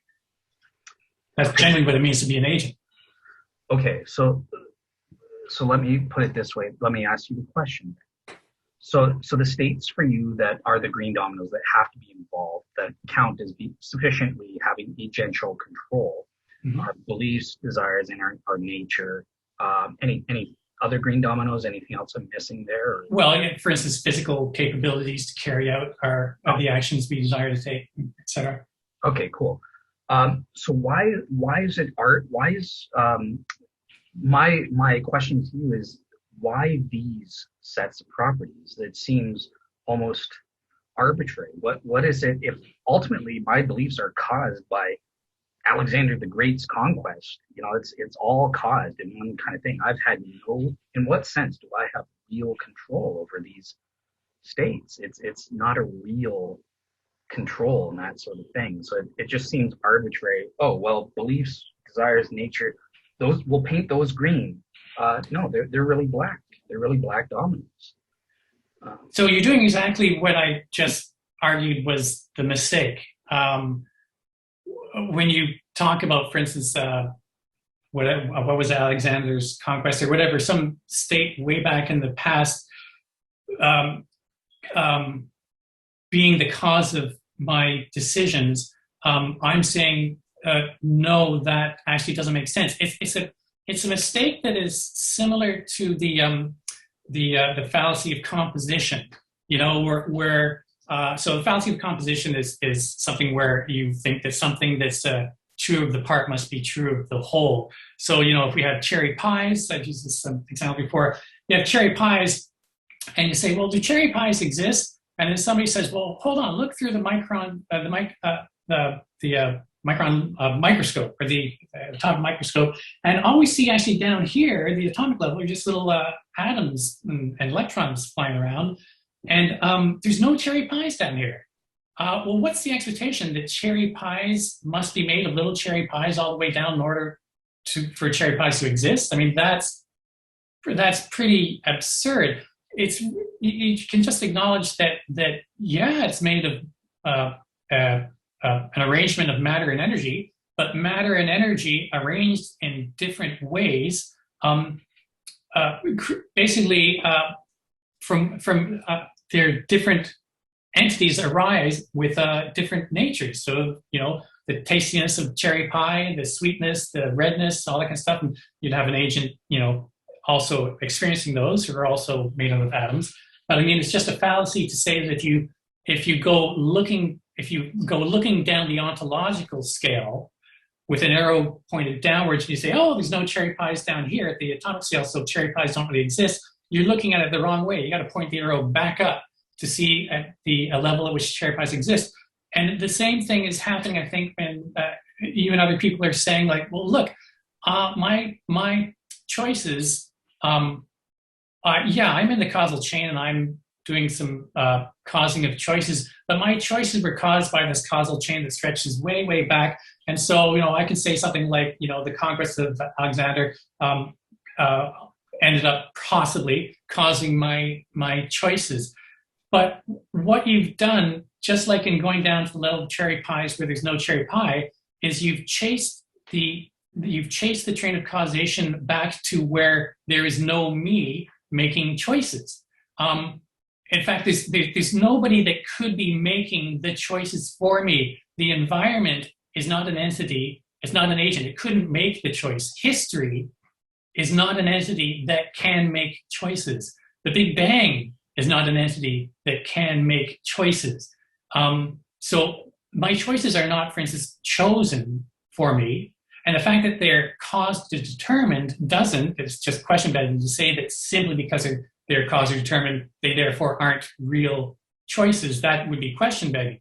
So if you want to identify what is actually making the choices, it's me in the causal chain that produces those choices. They are not, my choice to ride a bike is simply not going to happen without me going through the deliberations and making that choice.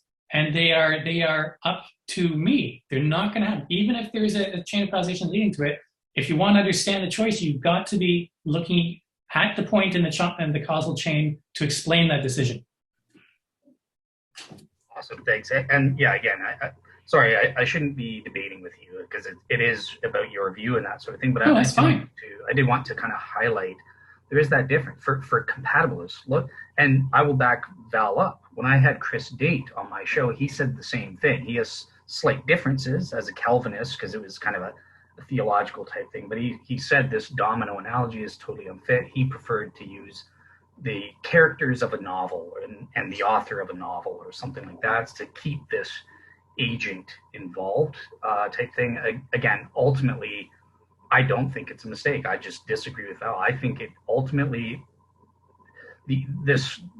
Val's talking semantical fluff to a libertarian. It really reduces down to dominoes.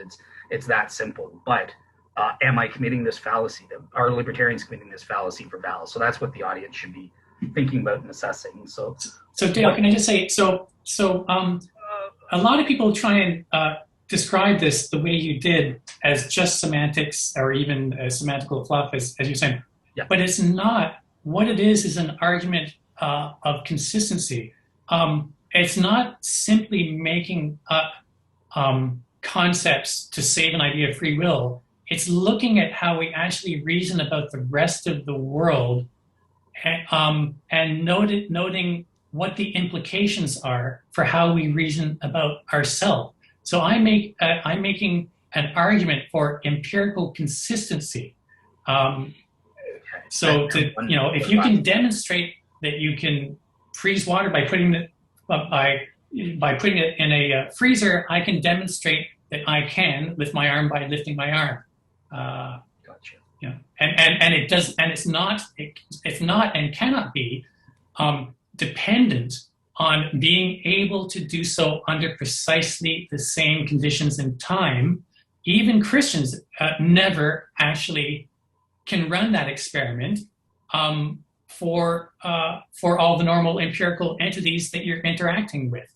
You actually do accept the reasoning that I am describing for how we sort of abstract and do experiments. And it's inconsistent to reject it, to say that it is therefore incoherent when applied to other empirical objects such as ourselves, what is possible for us to do. Let me interject here before you. Okay. I do have one important. Okay. Yeah. Go ahead. But can we try to get it finish in 10 minutes? Because I have one last question on the control condition. That's really important. Yes. I just because this is an important point of disagreement that I think should be highlighted, and another clarification moment for me. So Val, I think I definitely understand what you're proposing here about, there's no need to go back to the beginning of the Big Bang to figure out why the last domino fell. We don't need to know about the dominoes prior to that. not all of them. We don't have to go back very far. But I am concerned that we are not defining something very important, which is choice itself. What is a choice? What is a decision? What is a desire? What is a goal, an evaluation? So this is not a question that most people are familiar with or used to hearing, but I'm thinking at a physical level, what is this thing that we call a choice? So if we're talking about a computer, I think we're hesitant to, we may use some anthropomorphic language and say, it chose to do this instead of that. But in our minds, we don't assign agency to computers, even though they go through decision trees and come up with decisions. We don't think of them as agents in the same way as humans. They do a thing that is physically traceable, and we categorize that in one way. But when we're talking about humans, it seems like we're talking about it in a different way, as if our choice is a fundamentally different kind of thing. And so for a materialist like me, I would say that our choice is not a fundamentally different kind of thing than a thing that a computer does. It's the same kind of thing. It's exactly the same kind of thing. And this is where the Christians would obviously disagree. They would say, no, we're not just machines doing machine-like things. And so I need some clarification from you, Val. Do you think that we are machines doing machine-like things, or are we something different? Are we a different kind of agent doing some other agent kind of thing when we are making a choice? Well, I think that we are a kind of machine doing machine-like things, but we can do things that computers can't do. Basically, that freedom comes in degrees. You can just talk about any instance about what something is capable of, what it's free to do. So I have so as I said, I've got desires, memory, rationality. I can reason about the things I hold to be true. I can think of my desires. What would I like to do? And I can reason about what action is most probable to achieve that desire. And I have the physical capabilities to take that action. And so that's sort of an agent taking action there.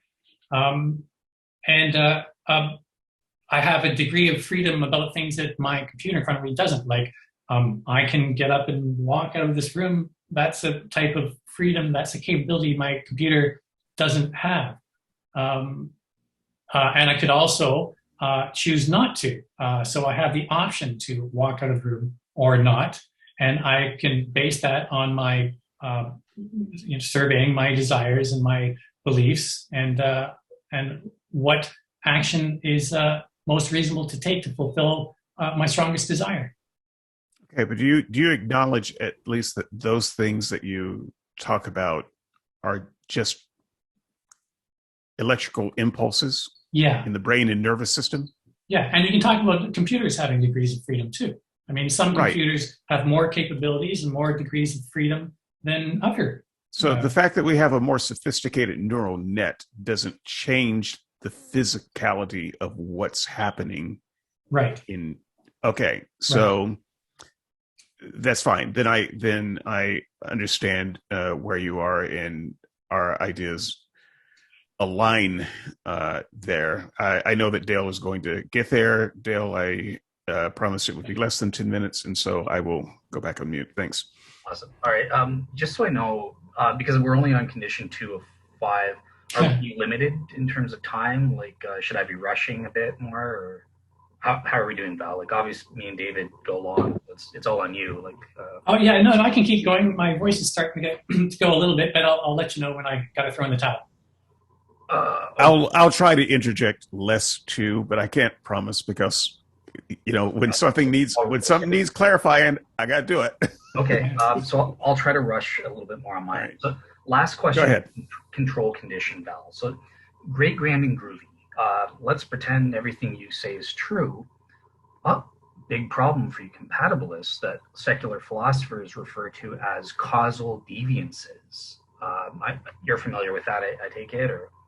Well, if you outline it, I may have heard of it. Okay, so it basically libertarian free will philosophers will point to all those factors, all those causal things being present that you're talking about, but where somebody doesn't have freedom. So perhaps there's a causal chain of someone wants to be a spy. They're in a coffee shop. This is a famous example, and I know what you're talking about. So they're going to signal the Russians are coming by spilling their cup of coffee or something. So they have all the right beliefs. They have all the right mental states, nature, desires, whatever those green dominoes you want to say, to have control. But because they're nervous, actually they knock over the cup of coffee by accident.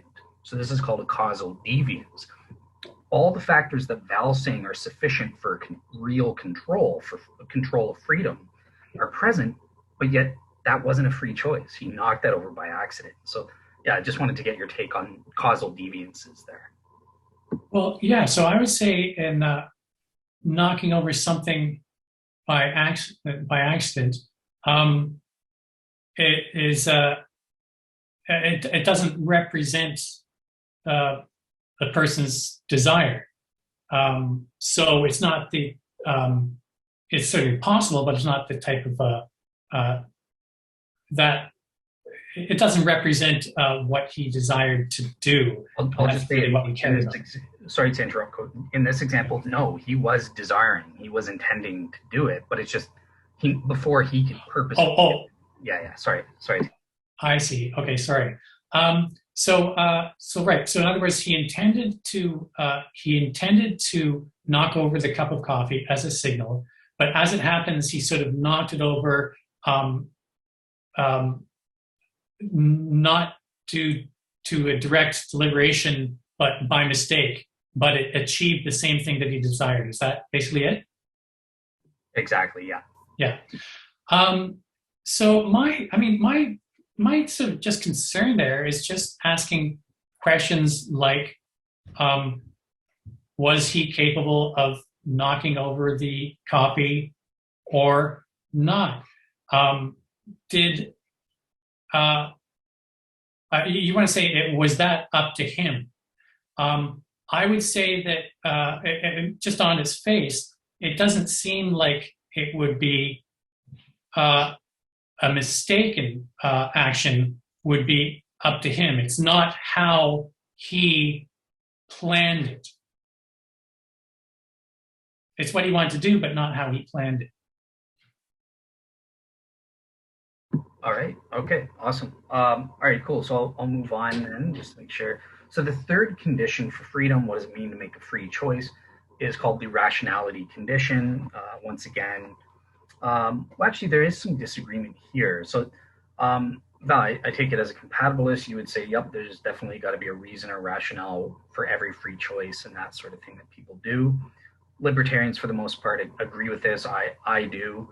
But there are some examples where they'll say, well, there's non-rational choices or something like that, like twiddling your thumbs or something. Yeah. Do you think there's possibilities for that, or those free actions, or no? But are they? Yes, they're free. They're free. Well, basically, I think free will generally is concerned with deliberative actions. And then you can sort of expand it out a bit to ask whether you're free to twiddle your thumbs or not. And if you are, then that's a free action. If you're twiddling your thumbs because you want to, and also you could refrain from doing it, then that was a free action. But generally, we're most concerned with deliberate actions. Yeah, Perfect. Yeah, well said. I do agree that the deliberative actions is usually where it's at and that sort of thing. Can I would mention, actually, no, you probably, if I would interject something about that subject just for a second, if you don't mind. It's one of the things that bothers me about free will skeptics cases such as Sam Harris, who will take inferences from things like meditation to say that we are really not in control of our choices, because when you really look into how thoughts arise, they are mysterious. We aren't in control of how our thoughts arise, and therefore we can't really account for why any particular thought arises. So he'll basically take this as a lesson from meditation, where you are going to a meditative state and just you simply watch thoughts arise, and you notice that they just seem to be popping out of nowhere, and then the inference from that is, oh, therefore I can't account for why those thoughts are arising. They just seem to be happening without my willing them, and I can't account for them. Therefore, I have no account for why any thought arises. That just sort of it wipes out a certain sense of agency and understanding of why I do what I do. But that's a mistake similar to what we were just talking about, in that all we care about is deliberative action, deliberations about action. And I've used this analogy before, but the concept from the Sam Harris type skepticism in using meditation is like saying, like, well, if you're driving and you just learn to let go of the wheel, you'll notice that nobody seems to be driving the car. Well, yeah, once you set up that condition, that's right. So it's the same with of just wiping your mind and not having any deliberations and just watching thoughts appear. Yeah, that's how they're going to happen. But that doesn't mean that we don't understand why we have certain thoughts or think what we do. Once we get into deliberation, then we do. So Sam Harris, I've heard him use this example, like to a crowd, like to say, like, for example, everybody here think of a restaurant. And then he'll say, well, you'll notice that just popped into your mind. And you really can't account for why that particular restaurant popped into your mind. Well, what he's doing is he's putting the audience into a non-deliberative scenario by just watching things pop in your mind. But if he had said it instead of like, I want you to think of your favorite Italian restaurant, well, then certain very specific ones will come to mind. And actually, it's very likely you completely can account for why that particular restaurant did pop to mind. It could be, this restaurant, you learn to love a certain type of pizza in Italy, and this local restaurant seems to produce it most authentically, and that kind of stuff like that. So you can account for your thoughts as once you get into deliberation. So that's why I'm talking about free will tends to be about deliberation and not just random stuff appearing. Awesome. Yep, I would fully agree. So that was one of my questions. So I'm going to let that be the answer. Although I will just say, for the sake of the audience, it's interesting Val's talking about deliberation. That's libertarian free will talk. That's not the mainstream position of compatibilism in general. They won't speak, or there's controversy as to we'll say that Val talking about deliberation is illusory again. So I don't want to go down that road, but just so the audience understands, there's controversy as to what we mean by deliberation and whether or not compatibilists actually engage in real deliberation. There's controversy about every single thing we've said, isn't there? Yeah. Oh, yeah, for sure. Yeah. All right. So I have two further questions. I'm going to ask them both at once just to save time. And then this is where I'm going to give David Johnson what he's been asking for. I'm going to give him my definition of the role that reasons play in making a choice. So what does it mean to make a choice? I'm going to give that definition, then we can move to the fourth criterion and that sort of thing. But Val, so two questions for you on the rationality condition, two more areas of controversy. So the first one is, compatibilists don't believe in final causes. They only believe in efficient causes, the means by which an effect is produced in this cause and deterministic cause and effect thing. Whereas libertarian free wills, at least in general, again, Val might surprise me and not go with the mainstream, but in general, compatibilists will deny that there are any such things as final causes. The teleological goal, end purpose as to why. Why is why is the stove on with noodles cooking the pot? I wanted Kraft dinner. That's why the molecules are bubbling and stuff like that. So that would be a final cause. Do you admit that there are things as final causes? And number two is the controversial issue of acrasia, or weakness of the will. Compatibilists generally will deny that there is any such phenomenon. You have to go, well, and I've heard you do this with me in debates when we first started, is no, there's at one time whatever is the strongest desire or preference, that wins out. So there's always that rationale. Whereas libertarian free will people say, no, there are cases of acrasia, weakness of the will, where my desire preferences are still maintain their hierarchy. Like with smoking or something like that, my strongest desire is not to smoke. I want to be safe. That's still set in stone, but I have this weakness of the will, and I've described that mechanism on my end as sort of a reorientation of the will. But again, this isn't about me. So Val, yeah, those are the two questions. Are there such things as final causes, and what do you make of the phenomena of acrasia? Okay, so final causes.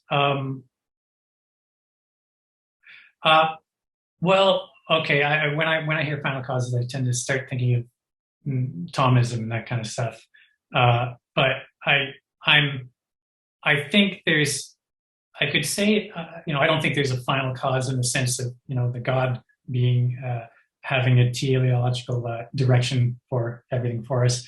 But insofar as you accept the idea that an agent, that even in the case of God, a final cause is his ultimate end for anything that he has set in motion, or his purpose for anything. Well, I think we're agents and we can have those as well. I guess you could call those final causes too. So if I have if I want to just make somebody laugh, I might be my final cause that they laugh. But I don't see that this poses any problem for compatibilism.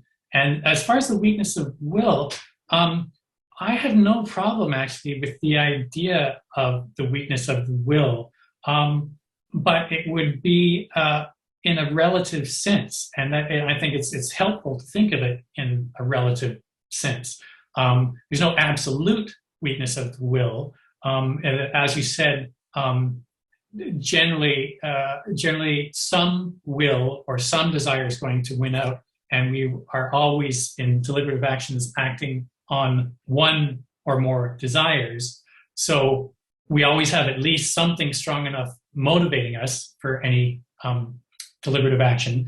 But we can talk about weakness of the will in a relative sense, that we may also it's just a reference to other strong desires we may have, that we are finding ourselves not able to act on, that other desires are winning out over those desires, even though we do have some level, even though we have some reasons to have those other desires, so just kind of thing of eating a donut when you would prefer to stay slim, that kind of stuff like that.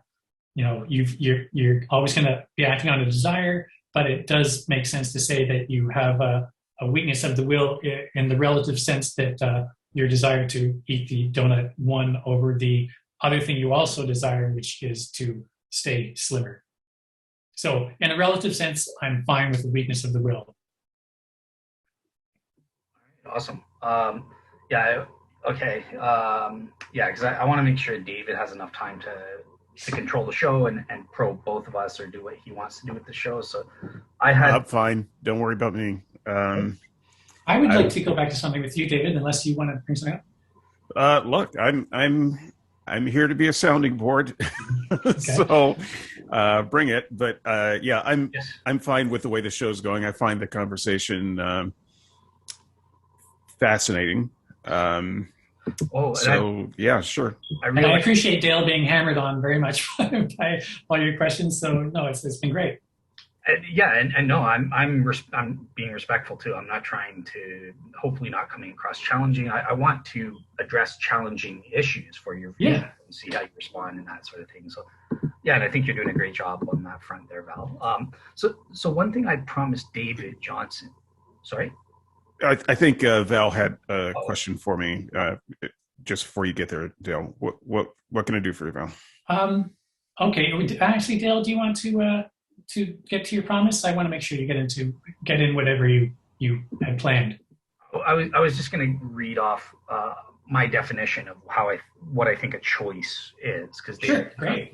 So I think that Alexander Proust gives the best definition that I take. So I'm just going to read his because I think I couldn't phrase it any better. So it's basically, look, person X freely chooses A because X is making a free choice between A and B while being impressed by the reasons in S, a set S or something like that. So that's that rationality condition. We are impressed, not determined or influenced or something like that.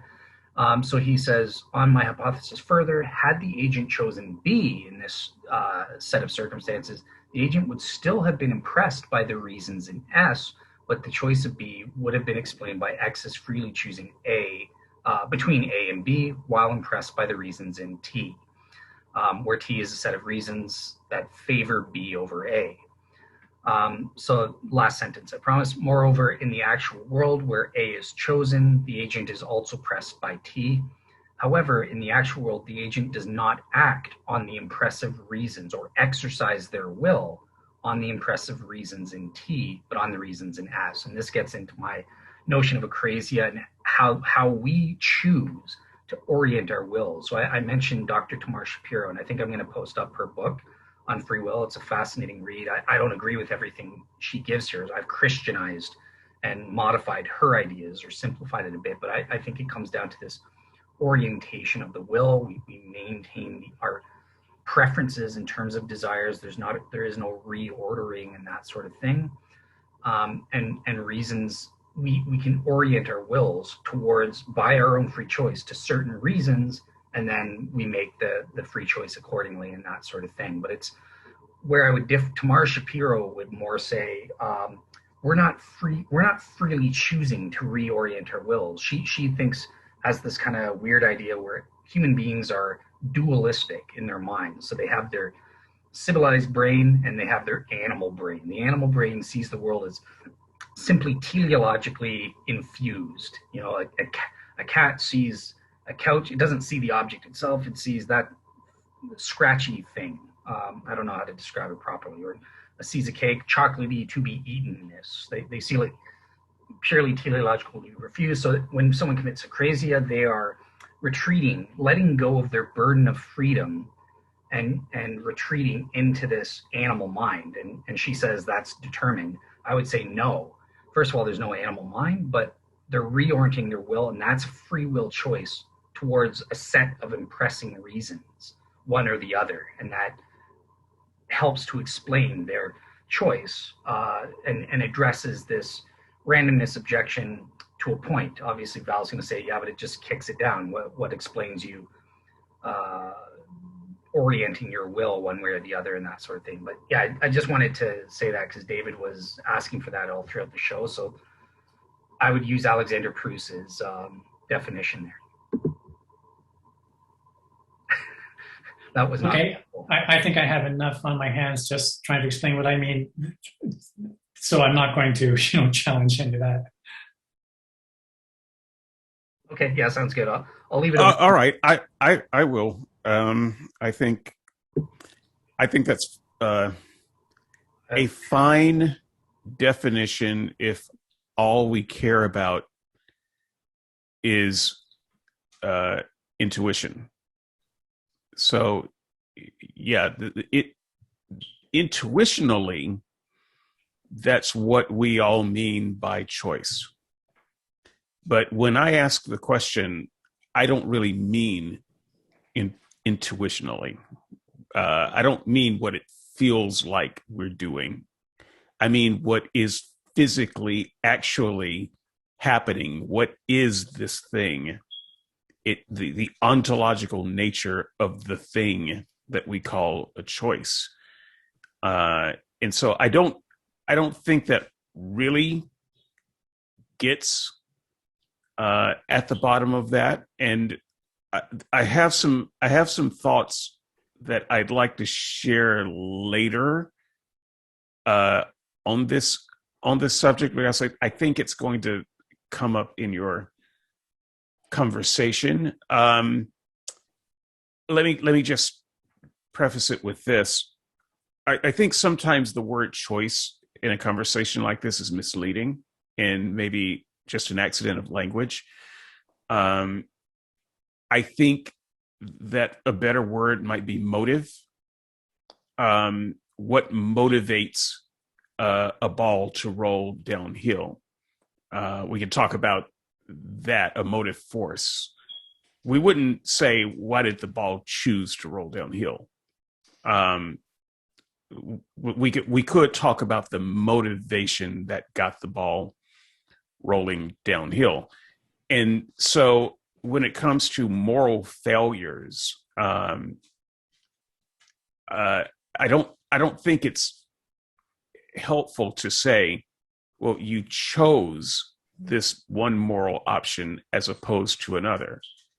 But it is fair to say that there was some motivation pushing you in one direction as opposed to another. And the challenge is knowing what those motivations are.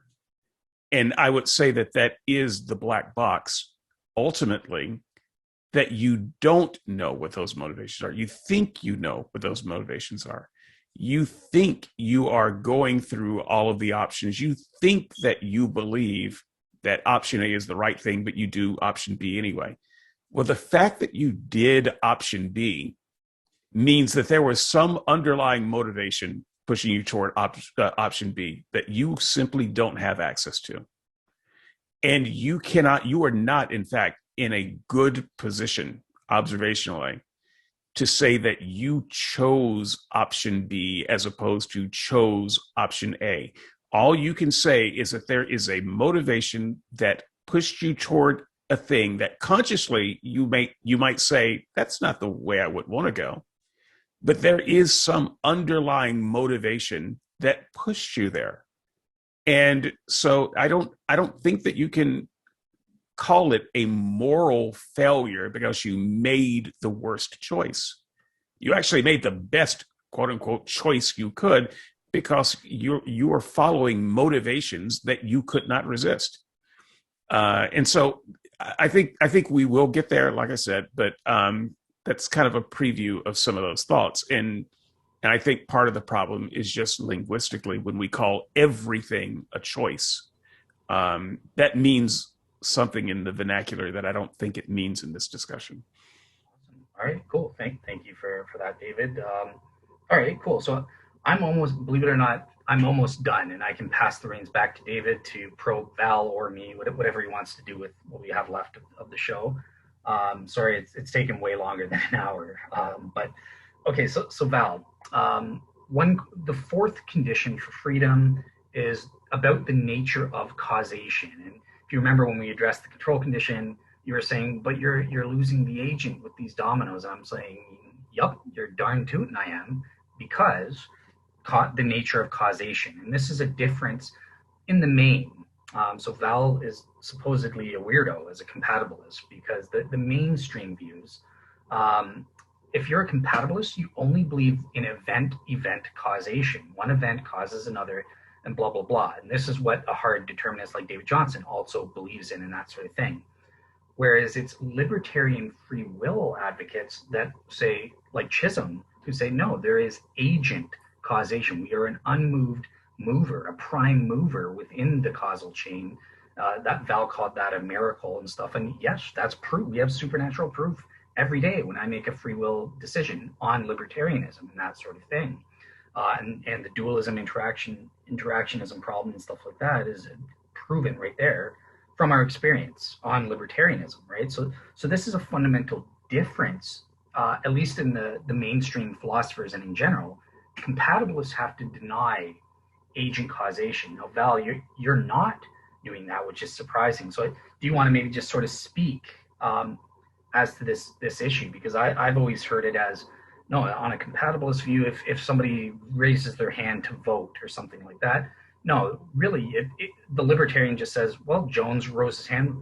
Why? Because he made a free will decision to vote for Tom Jones or whoever it is. But on the compatibilist view, there's only event causation. So you have to say, well, no, he blah, blah, blah happened, blah, blah, blah happened. This caused a brain state in his head, which has caused a certain belief, and this caused the desire to do this. So these states are the ones causing Jones to raise his hand. It's not about agent causation. I want to raise my hand. I'm a prime mover. What do you make of this distinction between the two causations, and how do you go for agent causation? That's not typical. So I would say that was a mistaken characterization. It's conflating. It's sort of presuming the idea that the only concept of agent causation is the one that's become common with theists, where it's a sort of it's a buck stops here form of agent causation, which sort of a physical determinist wouldn't believe in. True, we don't. If that's the type of agent causation you're referring to, that's right. Compatibilists don't believe in that, none that I know of. But that doesn't mean compatibilists don't believe that agents exist and that don't cause things. We do. It's just fully physical, just like computers exist and cause things. And we are physical beings, but like I said, we've got desires, the capacity to rationalize about how to achieve desires. We have physical ability to carry out the actions to fulfill our desires.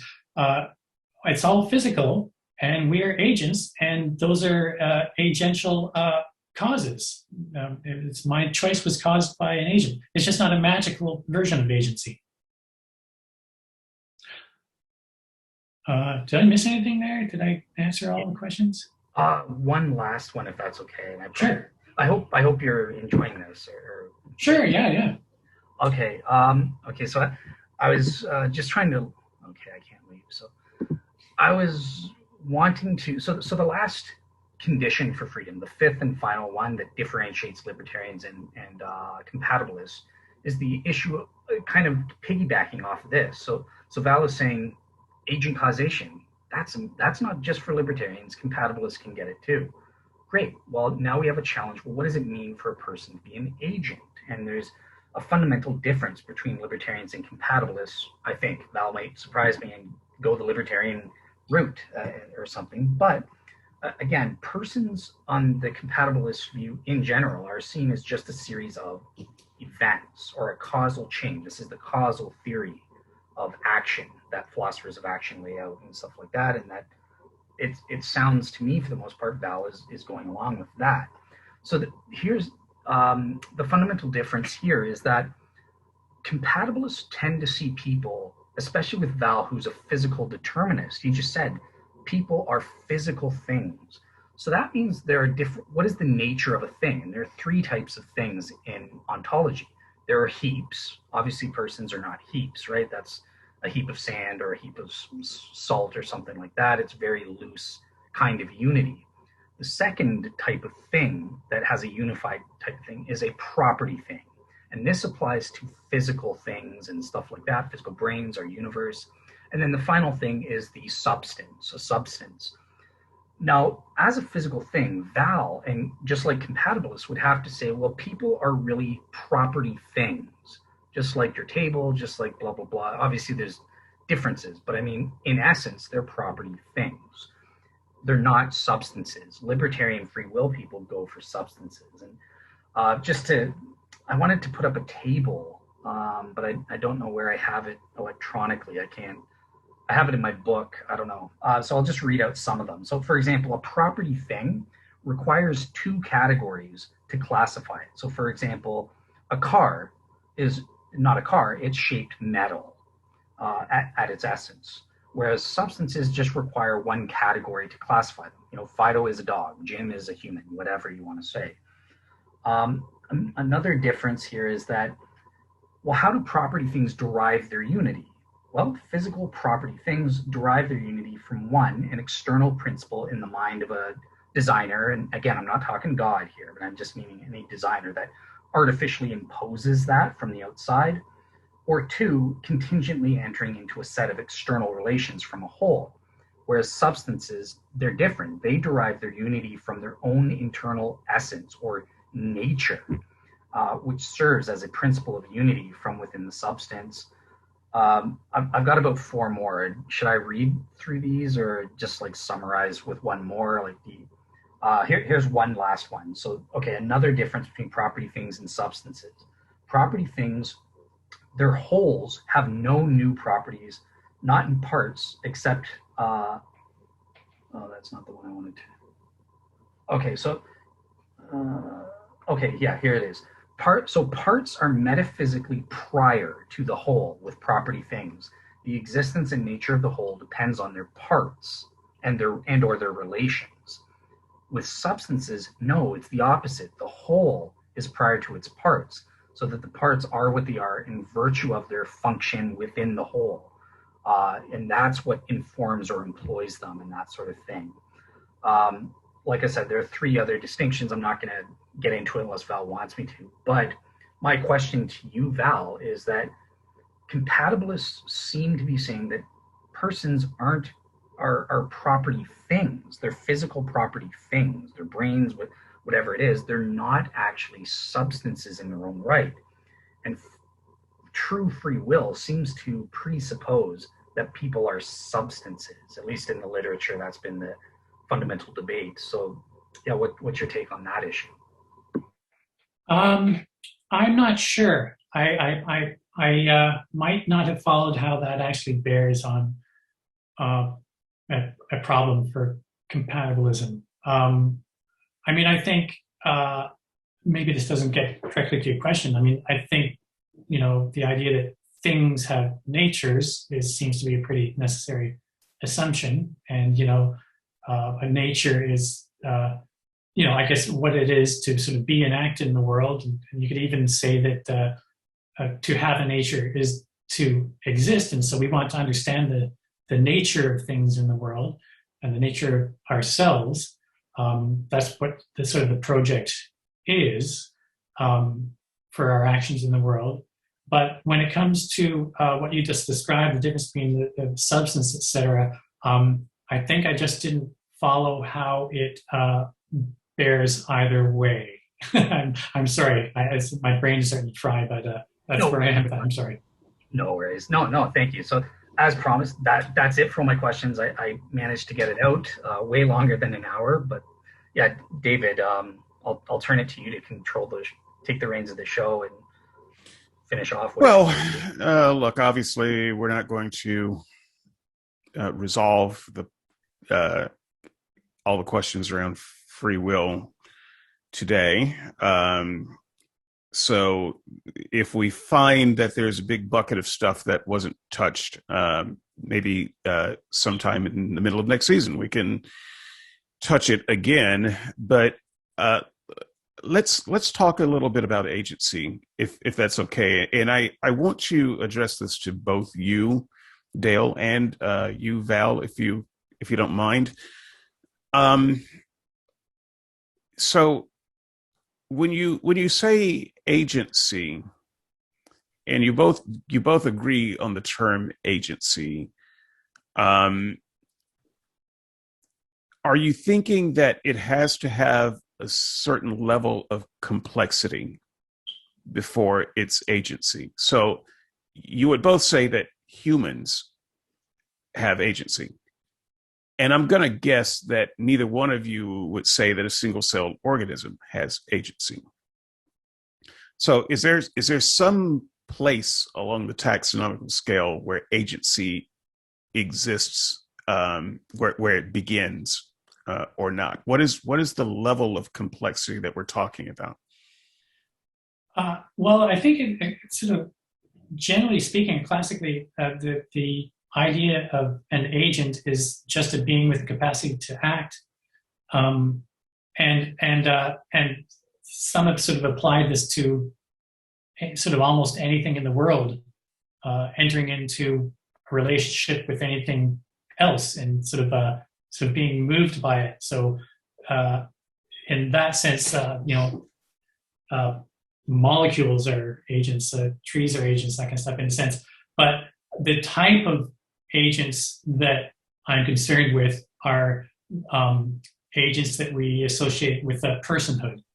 And so personal agents is what I'm generally sort of talking about.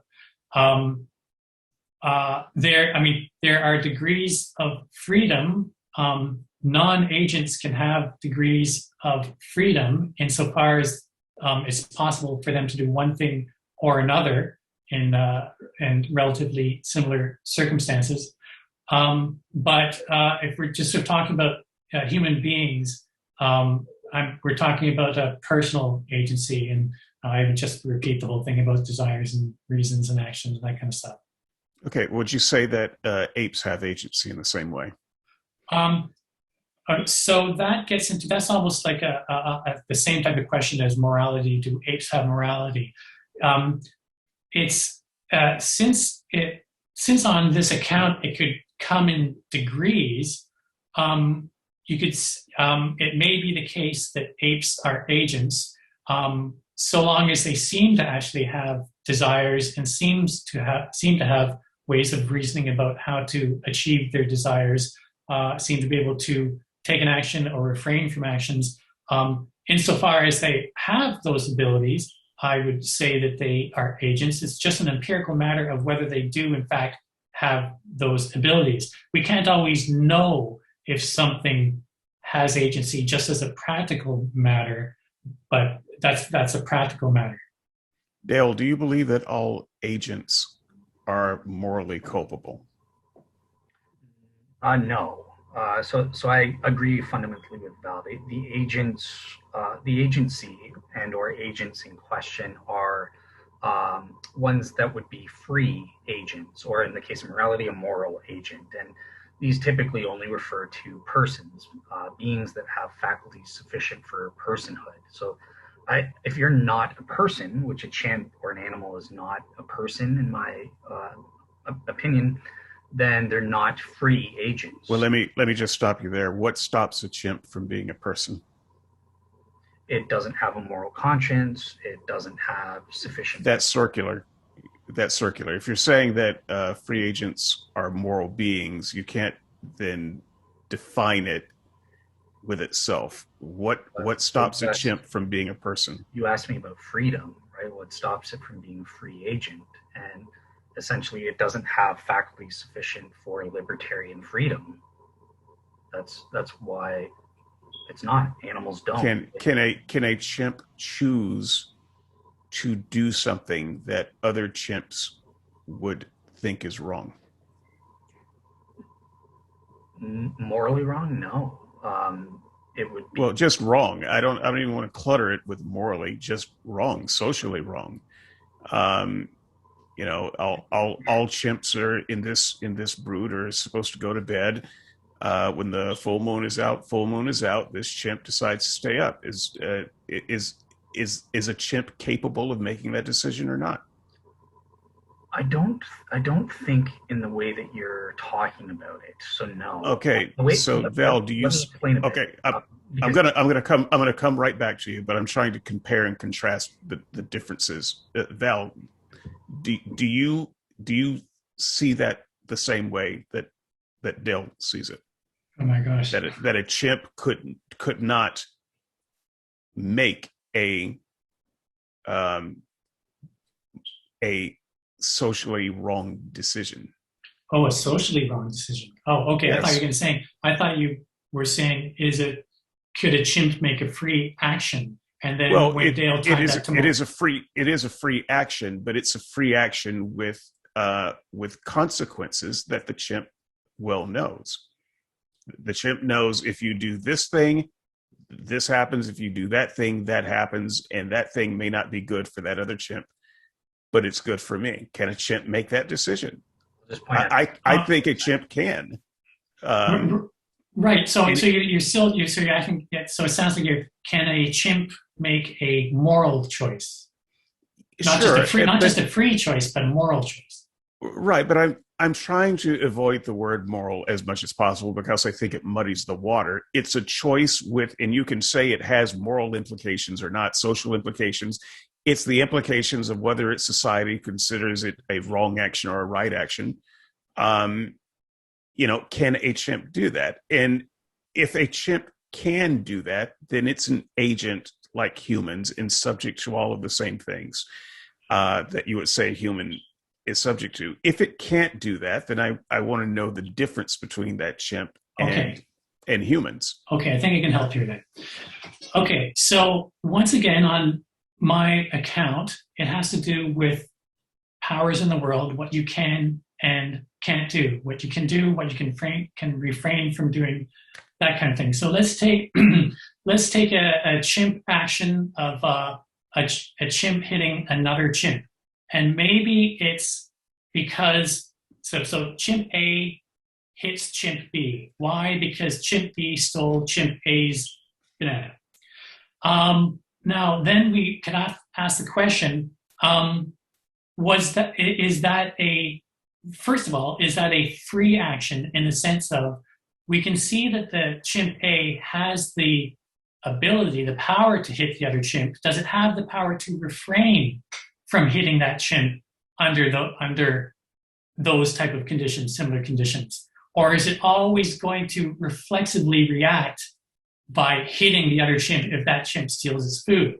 Well, that's something that in principle can be empirically investigated. So for instance, if you could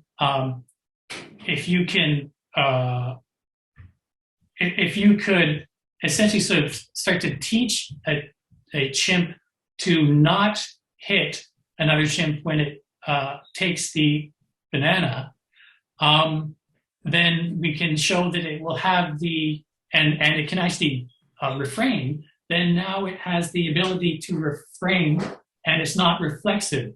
But it also would still have to have the ability to hit the chimp as well. And which could be demonstrated as well. So if you can demonstrate both the chimp in relevantly similar situations can hit the other chimp when that chimp takes a banana, and also can refrain from hitting the chimp when the chimp takes a banana, well then that chimp is demonstrating a level of freedom. And then whether that chimp is making that choice based on some sort of social concept that X is wrong, that's hard to establish, I guess. And there might be some way of empirically investigating that, but I'm just not coming to my mind. But okay, once again, so is it fair to say you think it's a free choice but not a ethical choice? It could be a free choice but not an ethical choice, depending on whether the chimp can reason ethically, whether the chimp... Okay, Dale, I throw it back to you. Thanks, Val. Okay, so you misrepresented me. I wish I had gotten to say what I was going to say first, because but Val raises a lot of things. So yes, I think that animals like chimps can make choices. They can't make free choices in the libertarian sense. So I agree with Dr. Tamar Shapiro's take on this about animals. I think that she does a great job describing how they see the world teleologically infused, meaning ends in and of itself. They don't see objects in themselves. They just see things for they see, purpose-based objects. I don't know how to describe it. Teleologically infused. I'll just use her words. So I would kind of be more like a compatibilist, I guess. No, I wouldn't even be a compatibilist, because they're just determined. They have certain desires, and certain desires win out. They are instinctively following those desires, even when they have two conflicting desires and they have to make a choice. Do I scratch the couch, or do I not want to get hit and get a treat or something like that? So they've got two competing things, and instinct tells them to we're favoring this one. I don't want to get hit, so I'm doing this. But that's not a free choice. They're kind of governed or determined to make that choice, and that's where the fundamental difference is. They're not fulfilling these 5 conditions as a libertarian free will person. They don't have the ability to a dual ability, for example, a dual ability in the sense of choosing to do or to refrain from doing. So if a cat's got 2 options to do, it's just got those 2 options. Human beings, if you present 2 options, actually they have 4 options, because they, if you say, do you want an apple or an orange, a cat or a chimpanzee has an apple or an orange as their choice, and instinct determines which ones they choose in that moment. For human beings, we have 4 choices. I can choose the apple, or I can refrain from choosing the apple. I can choose the orange, and I can refrain from choosing the orange. So that is what is sufficient in terms of ability for being a libertarian free choice. Animals can choose, they can't make a free choice. Well, that's interesting. I don't recognize that distinction at all, and it could just be my lack of knowledge in biology. But I don't understand where you're getting that distinction from, other than the fact that it's a theological necessity, and so you need that distinction to be there.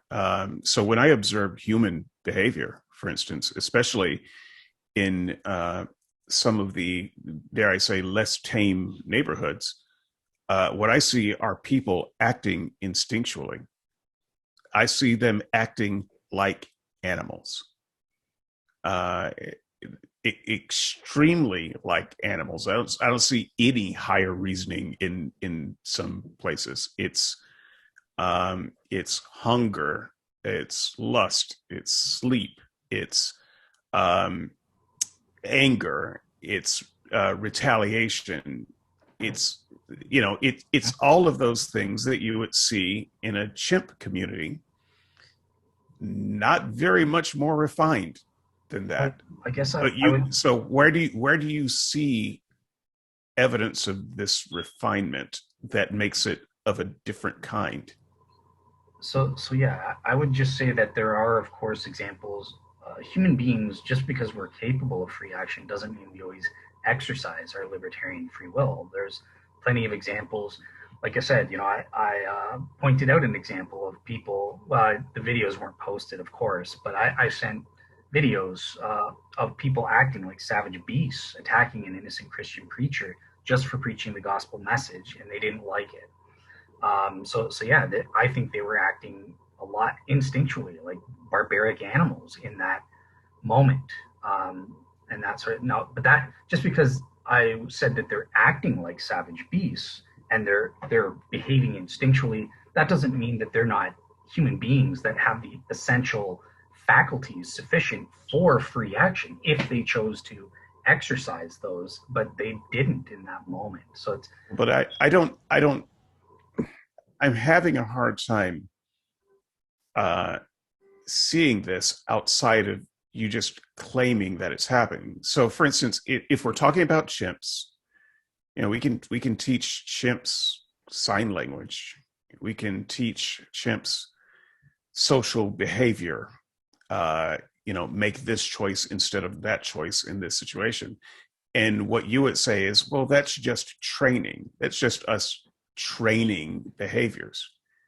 But when humans are trained from a very early age, I might add, we see the outcome of that as some kind of moral choice that's different from chimps. And I don't see any difference, zero difference between the way parents train their children to behave in society, and they do that training intensively for 18 years minimum, and then the children go off and they follow that training and other environmental influences. But you would say that's moral freedom.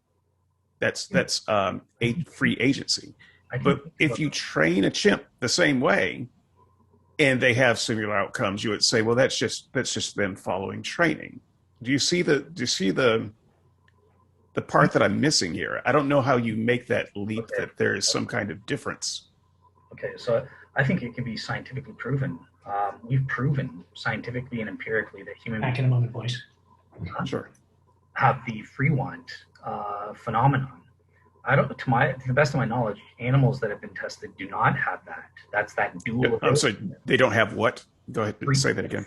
Free want. What do you mean by that? It's what Benjamin Libet, the world's famous neuroscientist, proved existed empirically. Okay, I don't know Benjamin Libet and I haven't read that. So what do you mean by free want? Remember the dual ability I was talking about that differentiates libertarian free will agents? They can do or refrain from doing, and I'm not sure that animals can do that. You're saying that animals can't refrain, that a lion can't refrain from not chasing a gazelle. No, it just does whatever is instinctually. It's not making decisions based on, how hungry am I? How much energy do I have?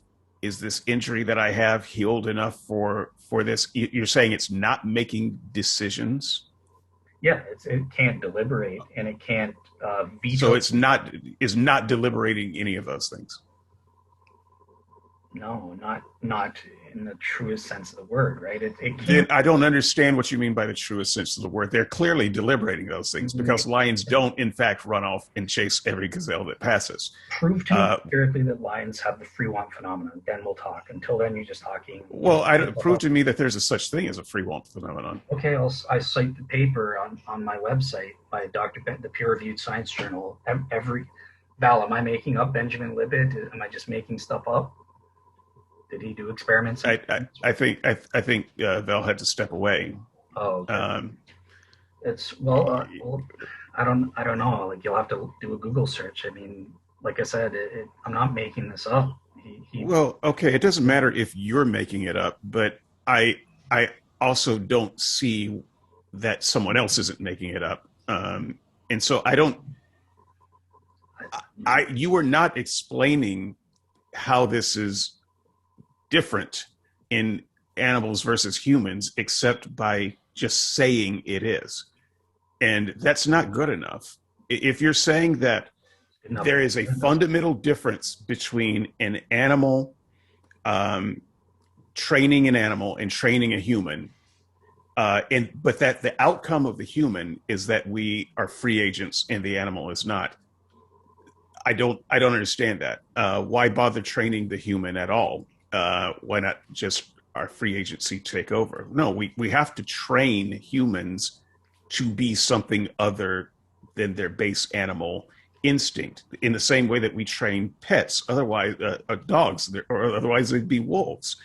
And so I don't understand this leap that you are making in that, and then the leap that says an animal has to do whatever its instincts tell them. I've had pets my entire life, and I'm 51. I've got a 17-year-old dog who's somewhere around here at my feet, and I can tell you that the dog does not come every time I call him, even though he knows that he would be rewarded. He does not, in fact, come get a treat every time I drop something on the floor. Sometimes he determines, yeah, you know what? I'm old. I don't want to do it. Sometimes he does it. He does not run after his squeaky toy every time I squeak it and throw it. Sometimes it's like, yeah, you go get it. Other times it's, yeah, okay, I'll go get it. And if you think that you have that narrowed down to him just following a preset of instincts, and I don't see any evidence of that in the real world, that is true. Yeah, but there is. I've cited it. You just deny it. I don't know. Like, okay. Skeptics can come on and just make stuff up, and you just buy it.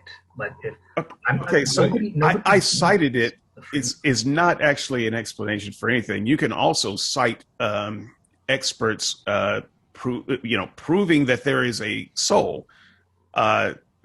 that doesn't close the door on the inquiry. I'm sorry, I cited it is not the end of that discussion. Otherwise, there's no need of having the discussion. You can just cite it. You've cited it. It's over. Libertarian free will is true. No, that's not quite how the inquiry works. And I'm giving you counter examples of a lot of years of animal observation, also of animal training. Because I'm a fairly competent trainer at this point.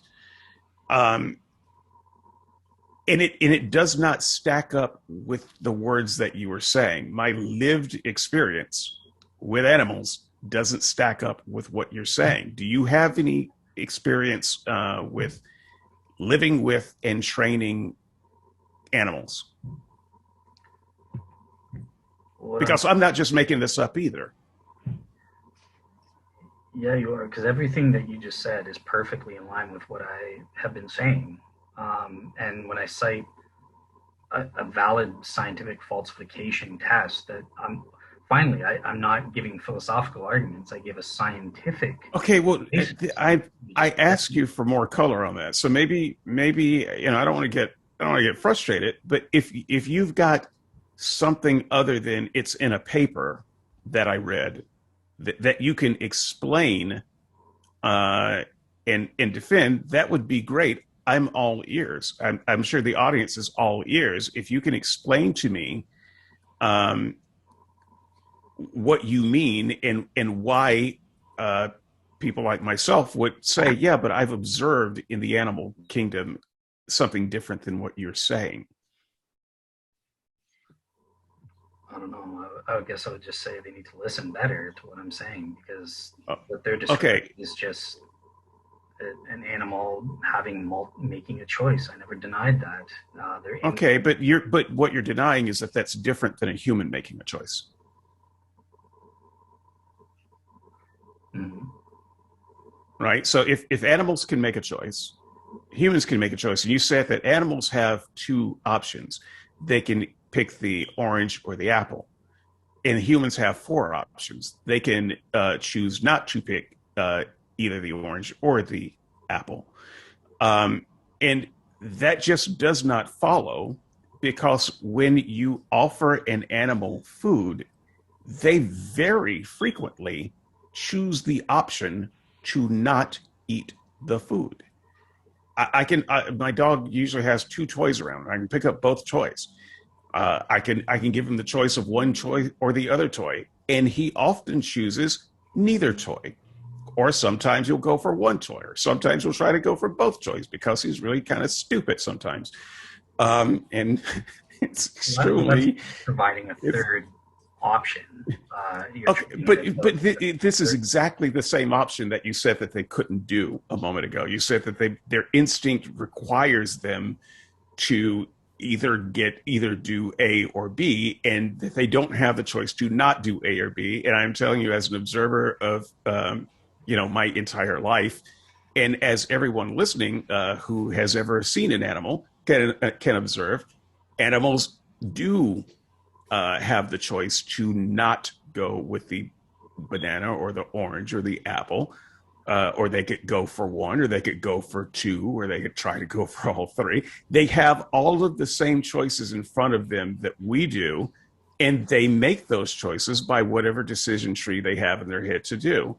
What I was asking you is why you suppose that is fundamentally different for when a human does the same thing. And what you told me a little while ago, was that we have, the extra two choices of not doing it. And I don't think that you would. I think that you must recognize that that's not the case, that animals choose not to do things all the time.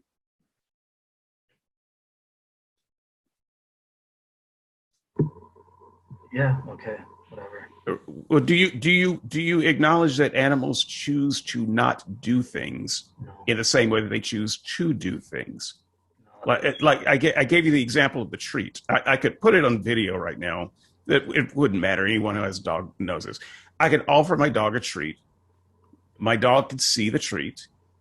and my dog will have to choose whether he wants the treat or not.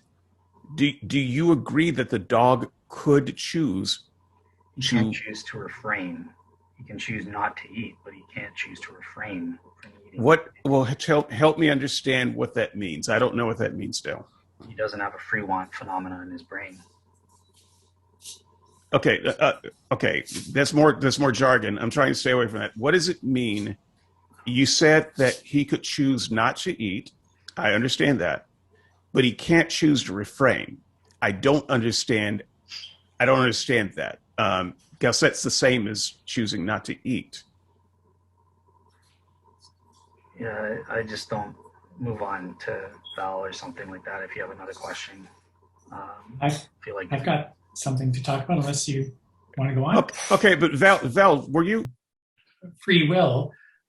It seems that to make sense, sort of the compatibilism has to be snuck in there and accepted, or it's very unexplained. So in other words, what is it that determines that God always chooses good in every possible world?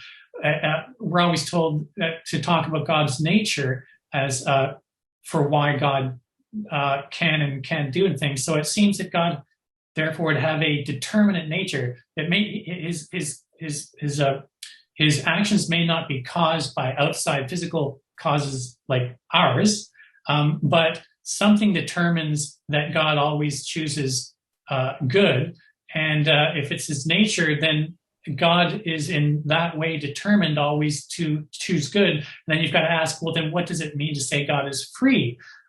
That's perfectly easy to do on a compatibilist case. But every time I asked that, the best I could gather of what I was getting back was just because he can, just because he could. It's always the case that he could do otherwise, choose to do evil, but he never does. And then when I say, but why? What tells me to expect that God will never choose good? And there's nothing there. There's just like, no, he just always does. It seems to be nothing discernible from sort of luck kind of thing. So that's generally one of the problems thrown at libertarian free will. But anyways, maybe Dale might want to speak to that. But I actually Dale's not with us. Oh, he's not. Dale, no. Okay. So I'm pretty sure he wouldn't want to speak to it. Okay. But, Okay. Yeah. Okay. So yeah, it just seems sort of incoherent. So if we can get back to some things, David, for the last bit of neurons I have left in my brain, I want to get back to the previous conversation where I was talking about sort of why we think we can do one thing over the other, and that it is based essentially on a sort of empirical evidence and to a degree testing. And you were feeling that was an exaggeration. It overfreighted what we're actually doing during our decisions, because as you said, lots of things we do, we just do. We're not thinking like, oh, can I do this kind of stuff? I just do it. And so actually I had already mentioned a caveat that accounts for that I'd like to elaborate on. I had said that we base these decisions on past evidence and sort of forms of testing, experience, as it were. And I said sometimes it depends on the situation. Sometimes it's implicit. Sometimes this thinking becomes explicit. So, for instance, we take the idea of me walking out the door, and there's my bike, and I say I want to decide, okay, do I want to ride my bike to work? Do I want to walk? Now, what makes me think that I could do either of those things? If I'm not going to, in this case, my assumption, I'm just using an assumption that I can, for instance, walk. I don't go out the door thinking like, I wonder if I can walk. No, I just go out and do it, right? I just walk. But the thing is, why? Well, it's because I have experience of walking that is so built in that it's now an assumption that I can do it. If you say, meet me on the corner in 5 minutes, it doesn't have to cross my mind, well, can I make it there? Can I walk there? No, I just assume that I can do it. But there's a reason I assume it. It's because it's built up on all the empirical experience I have of my powers in the world. It's now so now, but if there were some other conditions introduced which put that into question, like for instance, what if I injured my leg? Then that's when the deliberation goes from the implicit, based on implicit assumption, which was based on previous experience, to an explicit deliberation of, am I able to do this, and why? And so you think, okay, does my leg hurt too much to ride my bike? Am I capable? You start deliberating, am I capable to ride my bike in this condition? I might decide that, yeah, you know what, I had a leg that's kind of like, I've injured my leg kind of like this before, and I was capable of riding my bike. Yeah, I think I can ride my bike. And then I make a decision based on it. That's when it's still sort of, in all cases, it's still derived from previous experience to think, this is what I'm capable in the world. Sometimes it's got to be made explicit. We've got to stop and think about it. Other times it's just assumed, but assumed from all sorts of experience of previous evidence. So when you're making your decisions, and you're thinking, what do I want to do? There's a reason that you think you can do A or B. There's a reason you think those are open to you. And it's because it's based on your empirical experience of what powers you have in the world in conditions like the one you were looking at now. Okay, so let me try to meet you halfway. I understand and agree on why we think we can do things.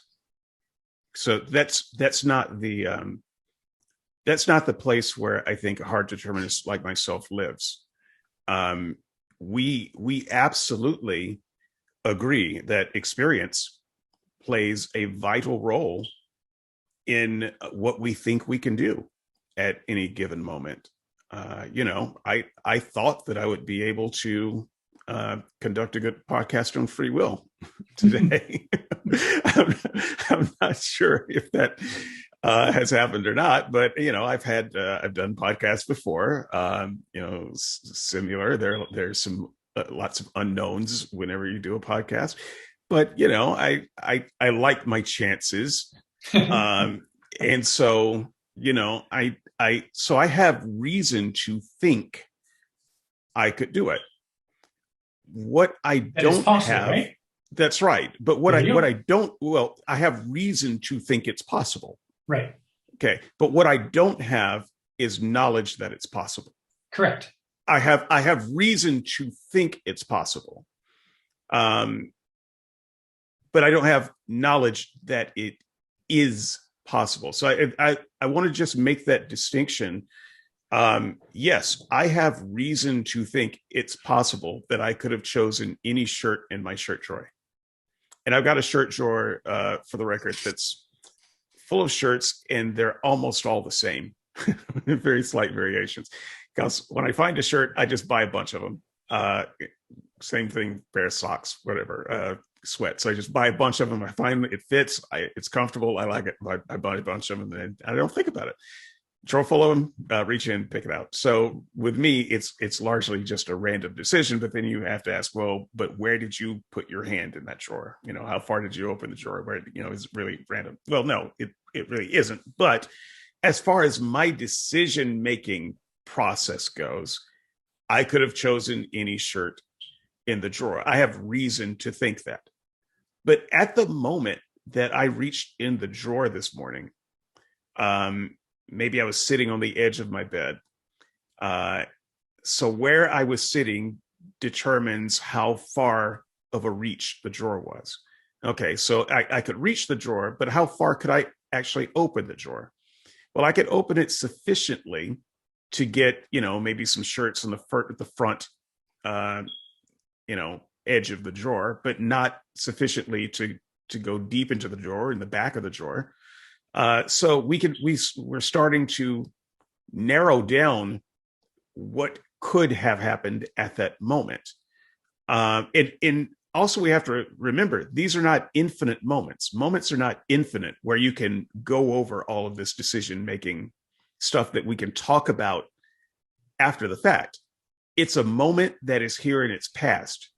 So I don't actually have the option in that moment to reach to the back of my drawer, or maybe I'm overbalanced in my bed and I need to catch my balance and I've got my hand on the drawer. I grab the first shirt that comes. There are lots of things that happen in that moment that make that shirt the shirt that I put on.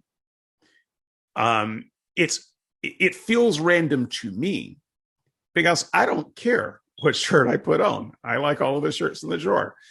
And I didn't think about what shirt I put on. I know that all of the shirts fit. They're all comfortable. I like them. I'd be happy with any of the shirts, but I didn't choose to put the shirt on that I have now. There are motivations that got this shirt onto my body, but it's just not right to call it a choice and to say I could have made a different one. What you would have to say is examine all of the motivations that got your hand on that shirt. And, is it physically possible in that moment for different motivations to have inspired your matter in motion? And I would tend to say, no, I don't think there is. But if you're asking me, if it was just a matter of my conscious choice, yeah, I feel like I could have chosen something else, but it's never just a simple matter of our conscious choice. So I think the whole language is bad, and I think it muddles the issue. No, we don't choose things the way we talk about. We simply can observe our motives for things. And at the end of the day, I mean, Dale was talking about acrasia and that sort of thing. So we haven't talked about this much, but if we extended this to a moral issue, I don't believe that humans ever act against their known best interests. I don't believe in acrasia. I don't believe in moral weakness. I don't believe in any of that. I believe that we actually do every time the thing that we think is best for us. And the fact of the matter is, we're animals with bad judgment that choose on a set of criteria that's often opaque to us and is often bad. Why do you choose McDonald's over some healthier place? Why did you get the Big Mac instead of the salad? The salad's better for you. Why did you drink the shake? You're diabetic. You did not have a lapse of judgment or a lapse of moral fortitude. You actually, in your true motivations, did the thing that you thought would make you happiest and most fulfilled. That is what you did, and that is what you do every single time, just like an animal. Okay, so a lot there. I'm not going to take off on the last thing you said, but I want to go back to what you started off with, that you said that you have reasons to think it's possible you could carry off a decent podcast today, but you didn't have knowledge that you could. And I said, right, but this is exactly what has to be clarified. This is actually exactly the point of special pleading that I keep getting back to, the inconsistency. So let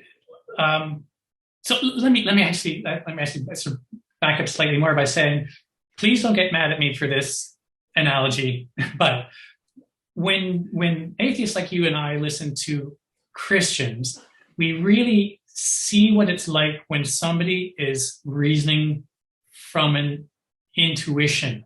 So, and the problem we have with that is that they will cling on to the truth that they can't let go of that intuition at the expense of coherency elsewhere. And they won't really follow out the implications of it, and won't necessarily care about the implications of it. So it's the type of thing where, the only person who survives the horrendous jet crash, right? Everybody else dies screaming. And he says, I prayed to God, thank God, God saved me.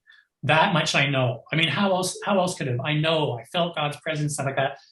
he's working on a sort of an intuition of the only way I could have survived this is if God had looked out for me. Look at everybody else dead. So and then but the atheist immediately sees the implications of that. Oh, hold on. Other people were crying out for God too. We didn't help them, but if God is intervening all the time, then how does it make sense that he's just saving you? He's not saving people. It just, if you just carry the implications, it doesn't make sense. But the Christian will often say, especially like the naive Christian, well, look, I can't really say why God lets those other people die like stuff, but I do know, this is the thing, I do know that he answered my prayer, right? So we see that kind of everything every time, and we realize the problem with that is they're just not going to follow their implications outward. When I'm talking with free will to free will skeptics, to me, that's what I'm seeing. I'm seeing people say things, deny things when talking about free will that they would never deny anywhere else, really, and which, if they just followed out the implication of what they're denying to deny free will, you would see that you're being very inconsistent and actually incoherent. You're literally like ruining knowledge, that kind of stuff. Like when you start denying possibilities, and if you think that you can say, instead of saying it's possible for water to freeze, that to merely say that water freezes at whatever, or that water will freeze if you do this, that's just not good enough to give us the type of knowledge we actually need to get through the world. We actually have to talk about what is possible, or you're going to start getting incoherent pretty quickly. But what I see is people saying, like, no, I know that if something is determined, it's not free and is therefore not possible. And I know that's true. But if it has implications that were kind of irrational elsewhere, well, the worse for that. So, but we really want to be able to have a coherent whole.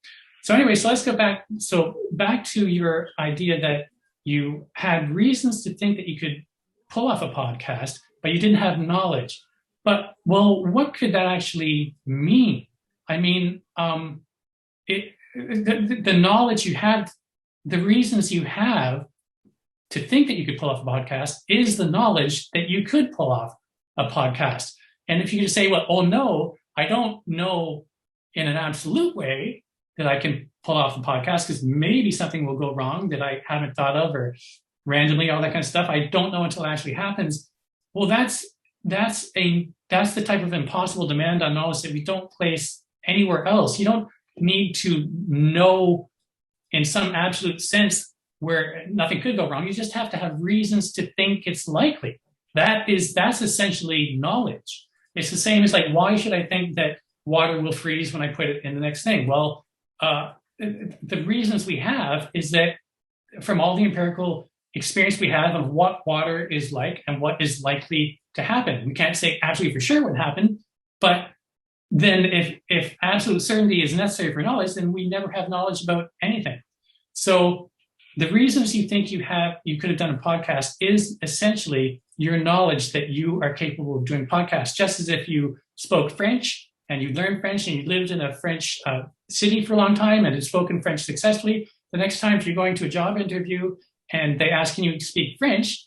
You're not going to say, well, I have reasons to think I can speak French, but I can't really say I have knowledge that I can speak French. No, you can speak French. We're not gods. You can speak French based on your prayer. Do you see what I'm saying? Well, yeah, but I mean, that feels like a semantic argument that is the point of the free will conversation. So I agree with the semantic argument. That's conceptual. No, it's not. Everybody calls stuff like that a semantic argument. It's a conceptual argument. It's identifying the concepts, not just semantics, the concepts that we use in order to understand the world and applying them to our decisions. It's not just semantics. It's conceptual. Yeah. So I have trouble with it when I try to think of it as anything other than semantic, because I use the language the same way you use the language, and mm-hmm. I think in the terms that you are describing. When I get ready to cross the street and go to the store, I know that something bad could happen, but I've crossed many streets many times. I've crossed this street a lot of times. I know the character of this street and the neighborhood and so forth. And so I feel pretty good about going across. And, as a way of predicting behavior and future possibilities, I can say that, yes, I can cross that street. I'm confident that I can cross that street safely. I can say that I will cross that street. I can tell my wife I will go to the store and pick up a gallon of milk, and I will have it home by the time you get home from work. I can say all of those things with the confidence of knowing the situation around me, of knowing all of the variables that I can know. Now, will I actually get up and go to the store and get a gallon of milk? I can have the best of intentions to do it. But it could be that, some things happened that day that just kept me from being able to do it. My intentions be damned. I have no more control over all of the events that have to do with me crossing the street and going to get milk and bringing it home than I have control over the laws of physics. The difference is there are just things about my day-to-day decisions that I don't know. And so, sure, if I don't get the milk, my wife would be wrong if she came home and said, "Well, you lied. You said you would have milk here." Well, no, I meant to, but shit happened. Shit happened is actually a really good excuse for not doing the thing that you had intended to do. I couldn't predict that, and I couldn't stop it. And it would have been criminally irresponsible if I had tried to do what I said I would do, considering the things that happened. So, I speak in the same language as you do when I talk about future events and possibilities of things that I will do. But at the end of the day, when we look back on what we actually did, it's a little, we're looking at it from such a privileged position at that point. It just seems a little unfair and arrogant to say, well, we could have done that differently. It only feels like that after the fact.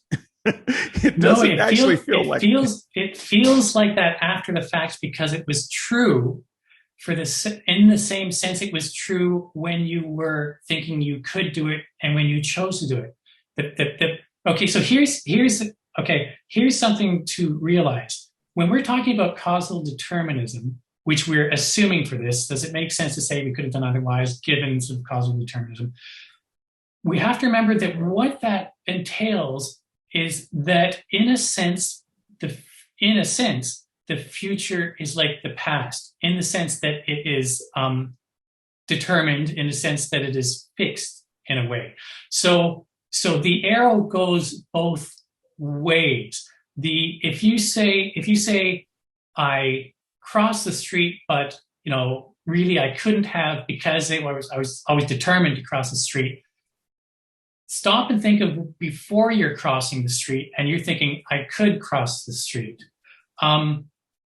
Whatever decision you do, and that includes crossing the street, that is determined as well. That is just as determined as the decision you just made. So all future things are just as determined. And if you're prepared to say that the next determined thing that you determined to do, if you're allowed to talk in possibilities at that point, then there's no incoherency to talk about your previous determined what you could have done. So you just, if you can cross the street, why do you think you can cross the street? You're going to appeal to previous experience of similar situations. This is similar enough that it's fair to predict you can likely cross the street. doesn't mean you're necessarily going to make it, but you have reasons based on what is possible before you make that. And it doesn't matter that that's determined, because that's the only way you can even rationalize about getting across the street. So once you cross the street, I agree with that. Yeah, but once you I cross agree the with all street, it's just as coherent to say you could have crossed the street or could have refrained from crossing the street. It's the same thing. Okay, well, I hear that, and I still have trouble hearing that as anything other than a semantic argument. I mean, I can say yes to that, but at the end of the day, I think we both agree that whatever the arrow of time pointed to, that's what was going to happen. So what you thought was going to happen, or what you thought could have happened, is at the end of the day irrelevant. No, that's exactly the point. What you think can happen is going to form your action. Okay, so let me just ask you this question about time. I was hoping that the conversation would go to time at some point, but I realized that was never going to happen. Are you a B theorist of time or an A theorist of time? Oh, you know what? Yeah, I remember this question, and I forget my answer because I don't spend a lot of time. All right, then let me just ask it in a different way. Do you believe that the future is, in fact, already set? That it is in existence in some way, or do you think that the future is being written, as it were, with each passing moment? I don't know. I mean, I think that to really have a good answer to that, I have to be a lot more confident about in that area. I feel like I would just want to defer that to experts and not to me. My point is that I think that whatever it is, compatibilism would be compatible with it. Well, that's fine. So long as things seem to be as they are, the compatibilism is consonant with how it seems like we're going to have to talk whatever theory of time we're talking about. Sure. So look, I'm not an expert either. I mean, I've read some books and I understand a good third of them. So it's pretty heady stuff. But I'm a B theorist. With the understanding of the universe that I have, I do believe that time, in fact, is a set thing. It is something that, in the same way that the past exists presently, so does the future. The next moment is written, and so how did our sense, our intuition that we are moving through time is useful. It's incorrect. I think it's probably imprecise, but we are a little like a character on a videotape that is conscious of ourselves, and we think that we can direct the way the tape goes, but we cannot. We're at the end of the day, we're still on the tape. We're on the tape, and so every original thought that comes into our head was written down 1,000 years ago. Every new thing we decide to do in the next moment is already in a book. It's already written on the cosmos. So we feel like we are doing the thing in making our history, and all we're actually doing is we're following. We're not on an open road. We're on rails. If that analogy makes sense to you. Yeah. No. Yeah. Yeah, and so if I am right about that, I know that's a big if. If I am correct about that, and that we are on rails and not on an open road, and we are simply on the train of time, and the route is already there, then it's in actuality illusory that we are doing something to direct our course through time. But it doesn't help to say that, because it feels enough to us like we are choosing to go to the next moment of our own volition, that I don't mind saying that and talking like that. Honestly, I think I would go a little mad if I didn't think that way and talk that way. But at the end of the day, this long and rambling speech I'm making right now is the long and rambling speech that I have always made.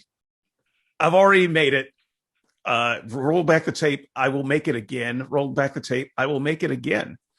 And so my intuition that I just created future by saying those things is useful for my sanity, but I don't think it's particularly useful for a discussion of what's actually happening in the universe.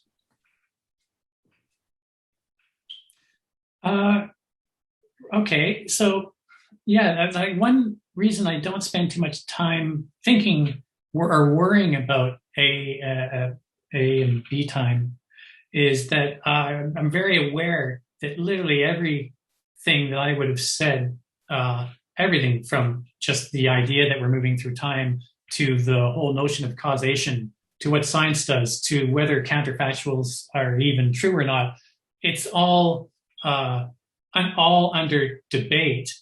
But how I get around that is that, and so going back to the time issue, if you said that we're not really moving through time, it seems like it kind of stuff, is my point would be that however, in whatever way you have to rejig to talk about time correctly, it's going to pertain to everything that we're doing, including understanding the nature of fire and water, building rockets, predicting our choices, all that kind of stuff. That all that stuff will remain. And any way that you have to rejig to talk about that stuff, because compatibilism is just another empirical claim, you're just going to rejig compatibilism to speak coherently too with how things really are. So it's not really threatened by it. So as long as our ability to build rockets isn't threatened by some A or B time, whatever it ends up being, neither is any sort of compatibilist account for what it means to be able to do otherwise. I agree with that. I agree with it. I can agree with you easily because I think of it largely as semantics. You cannot agree with me because you think that there's something deeper than semantics going on. Yeah, because at the end of the day, if you peel it back, and I've been trying to pay attention, if I have heard the things that you said correctly, you believe that what's actually going on is what I believe. That we are, if I can speak crudely, matter in motion, affected by other matter in motion, and we have, their electrical impulses and motivations and nerves that push us in one direction as opposed to another. But at the end of the day, we're all materially causal creatures, and you acknowledge that the first run through is no different than the second run through, and the second run through wouldn't change. So all of these things are things that I would cash out as determinism, and you might cash out as compatibilism, and I'm okay with that. I'm happy with that, because we're not saying we're using different language to get to a location, but I don't think the location we're getting to is at a different place. The different place, the truly different place, and I don't want this to get lost, and I hate that we did lose our Christian. The true different place is not the place where you and I are. It's the place where we and the Christian is. It's the place that says there is something fundamentally different about you as a human that allows you to pull yourself out of a causal chain to do something else that would go against the motive forces that brought you to this point. I don't think I don't think we are at the same place. We agree on some things, but we're not at the same place conceptually, because when you just went to the all we are is matter and motion kind of thing, like everything else, you seem to be making, to my mind, the same mistake that theists make when they do the it's all matter and motion, therefore it doesn't matter what we do and why. There's no real difference between a human and a rock, that kind of thing. And you seem to be doing it to sort of ignore the significance of agency of us relative to other things. No, I'm not ignoring any of that. In fact, okay. I think so. Once again, I please don't take offense to this, but I think that there is a little bit of an emotional pushback against this deterministic view that causes a harsh reaction. And if you could, I'd like to address some of that emotional pushback, because I understand why determinism sounds awful. It sounds awful to me. And I understand the emotional pushback because I have it. And the thing that we have to try to do in a conversation of free will is soothe people's minds that no, we really are culpable for the things that we do, and that there's really it really does make sense to say we should do this and not that. And if you read determinism the wrong way, you're going to come to a place where it feels like, well, then nothing matters because nothing's my fault anyway. And that is the collapse of civilization. If you end up there.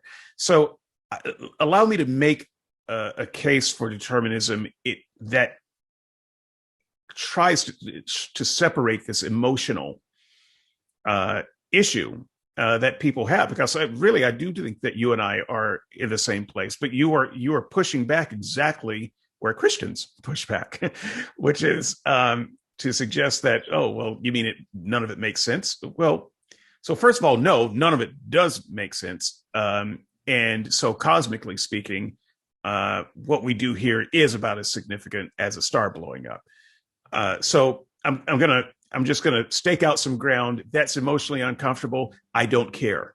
Those of you who feel like that's very David Johnson. Your actions have some kind of cosmic eternal consequences, grow the fuck up. They do not. So that's a hard existential kind of thing to bear, but it's not quite as bad as it sounds. So just because I may be motivated, I don't like using choice language here. I'll slip into it every now and then, but just because I have certain motivations, social pressures, a physical makeup, my neurons fire in a certain way, my nervous system fires in a certain way, just because all of these things push me to order the milkshake when I have reasons to not order the milkshake. It doesn't mean that from my perspective, it doesn't mean that I have to order the milkshake. Now, in reality, I might have to order the milkshake, but I believe that when I go to the counter, I can choose not to order the milkshake. And I believe that I am culpable for ordering the milkshake or not from a social perspective. So if you're talking about, well, should society pay Medicare? Because here I was, a diabetic who ordered a milkshake, and look, you're sick, and now you're asking me to pay for it. Was I responsible for my choice in ordering that milkshake? From a very macro social level, yes, I am still responsible for ordering the milkshake. cosmically speaking, I am not responsible for ordering the milkshake, but we don't live life at a cosmic level. We live life at a very macroscopic level. And basically the truth is what we think the truth is. And I think the truth is I can not order that milkshake. And whatever time has written for me, whether I order it or not, I am in the moment and I am making that decision based on my motivations, right? So I'm not freeing myself from culpability for my health. That said, there's a balance to be struck, because I might have something like obsessive compulsive disorder.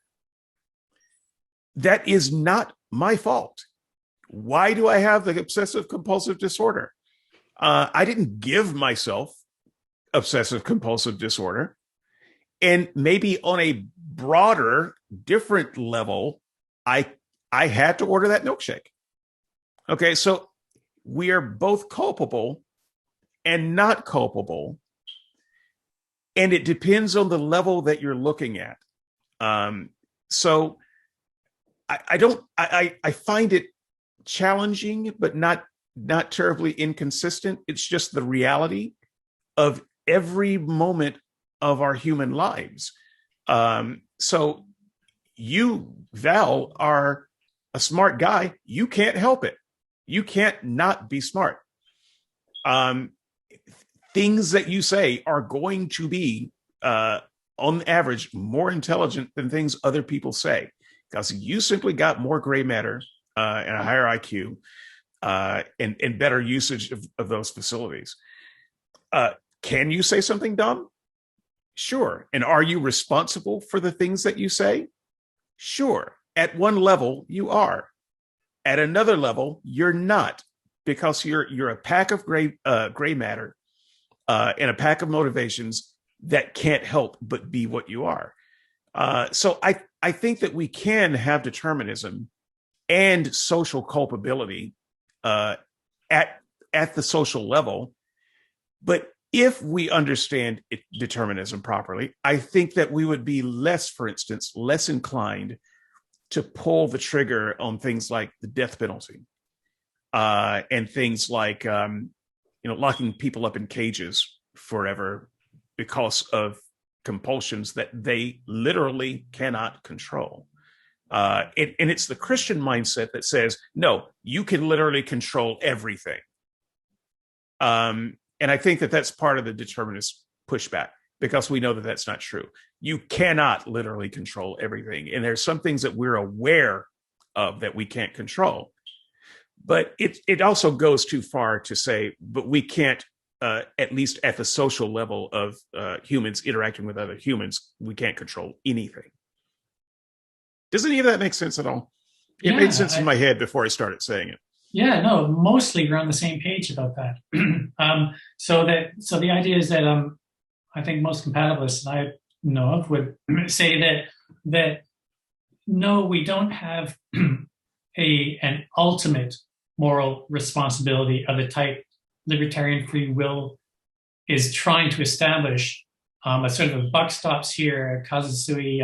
It's just nothing else causing it but us, and therefore we are most deserving of all possible moral blame. I don't think that can be established, and it's just not even. It's rejected also as basically incoherent, even non-libertarianism. It's what they want, but it just can't be had, even on their accounts. It's like I had their cake and eat it too attempt, and in my mind. But there's a relevant level of moral culpability that basically you kind of traced out for the most part, a social level of moral culpability, and the fact that we are capable of being moral agents, where we can represent, where we can understand the reasons we have for doing things and see which reasons are better, and whether we have more reason to do one thing over another and arrive at what we ought to do and what we not ought to do. So we're moral agents, and we are responsive to reasons. Insofar as we're responsive to reasons too, we're moral agents, and so we do have culpability for not doing the right thing in that sense. But it's also good to understand. It's also good to understand the ways in which we're sort of not fully magically responsible for everything we are. And obviously there's all sorts of ways in we aren't free. So like if we have an addiction, that's just an empirical problem for freedom in the compatibilist sense. If I'm addicted to cigarettes and I think, okay, I can choose not to smoke a cigarette today after my meal, and I want to go that way, but I end up choosing it, then I was wrong. I was wrong about the idea that I had the freedom to refrain from doing it. But if I had the freedom, I could have demonstrated freedom by refraining from smoking cigarettes. So addictions are, and this I think we all feel intuitively, addictions are a loss of freedom to a certain degree. The same would be if we had a brain tumor. You may think if you had a brain tumor that causes you to always order salmon rather than a steak, then you've got to know what your actual capabilities are. You can be wrong about them. If you think you're free to order steak instead of salmon, but the brain tumor always causes you to order salmon, then you're not actually free with that respect. So yeah, there's all sorts of things that constrain our freedom. So we agree there. Let me try to tie this together. I'm gonna circle back around to something that neither you nor Dale had the stomach for, but it's important, and it helps deal with this kind of existential ick factor of determinism, and how can you be socially culpable? I was talking earlier about training animals, and every time something like this comes up, whether it's moral argument or free will, I'm always talking about animals. I'm an animal guy. So people should know that that's coming if I'm in a conversation like this, because it comes every time. But here's why it's important. When it's an animal, we understand the mechanism of training an animal. We understand some of the abilities and limitations of animals, but we also know how to train animals. A little bit like training AI, I suppose. But it's a very complicated thing, so that the end result is extremely elaborate. It's so elaborate, it looks like something that possibly it's not. So if you like watching television and you see, you have a show where there's a famous dog, or cat or whatnot. First of all, it's not a dog, it's lots of dogs. Mm-hmm. So Lassie was lots of dogs. And they are executing lots of trained behaviors over intensive training periods over a long period of time, so that you can get the kind of end result that looks like a thing that it is not necessarily.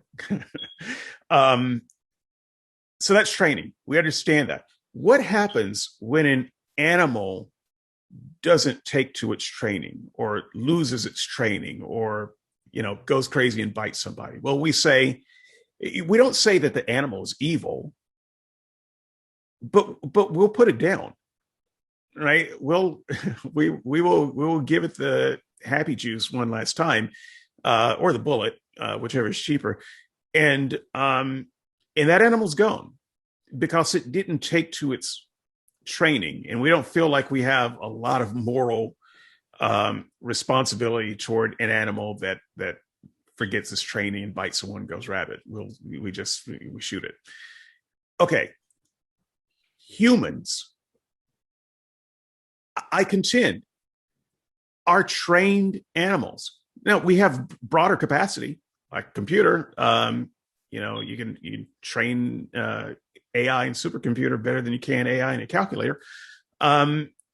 we have a higher capacity, and so we have a higher capacity for training. And so we do that. And we're as humans, we're very good at training other humans. Furthermore, we train humans for a long time. We train dogs for a short time. We train humans for a long, long time. And so at the end of that long time, humans are behaving in ways that we call social norms. Why are they behaving in those social norms? Is it because they're making moral, conscious choices to do A instead of B? Is it because they are choosing not to rape today as opposed to rape today? And that's somehow different from a dog? No, we are following our long years of social training, and we are not released into the world, technically, legally, until we have demonstrated that we have reached a certain peak of that social training. What happens when a human slips their training, when that training doesn't take, or the training wasn't very good? We don't tend to put humans down, although capital punishment is a kind of a way to do that. But we say other things. We have a whole other language. We talk about moral culpability. We talk about justice. You did this, and so this other thing has to happen to you. You chose to do this, and so we have a right to retaliate in this way, kind of thing. I honestly think that we are making a mistake when we talk that way. It is true that when a human goes rabid, we have to hold them accountable, in that we have to protect society from rabid humans in the same way we have to protect them from rabid dogs. We can't let a human who has no social training run around in the world unleashed. That is chaos. And so we have very similar kind of understandings that rabid humans and rabid animals have to be contained in some way. The difference is we understand that with animals, it's just training and whether they take to it or not. And with humans, we think there's something supernatural or metaphysical going on besides the training. So I think this understanding is part of what helps me get past some of the existential ick of determinism. We are culpable, socially culpable, in that we all have, 18 or so years of training so that we can know how to behave in society. And if for whatever reason, because of our biology, our environment, we're not able to do that, there are remedies for that. And we don't have to run around thinking of each other as evil because we couldn't take to the training, or that someone else is good because they could. Well, okay. Well, a bunch of that makes sense to me. Good. I'm glad something did. As far as the sort of moral responsibility, it gets into the sort of the debate of whether does having morality, or does the existence of morality entail necessarily the existence of moral responsibility? There's some like Harding Kabbalists and that kind of stuff that say, there's we have reasons to do X or Y, moral reasons, but it doesn't lead necessarily to moral responsibility. That is blameworthiness. But that's, my neurons are too fried to go too far into. Yeah, no, that's not doable for me either. But look, let's put a pin in it right there. And it's been a delight talking to you and exercising my own neurons, at least to the extent. Can I put a pin on? Would you mind if I just made a last statement then? Absolutely. So I don't have a closing argument because I wasn't really going to be in the argument anyway. And so since this is actually an off-season show, I also don't have a teaser for what's next, because what's next is I'm going to go to a mall, enjoy life. So I will let you close us out here.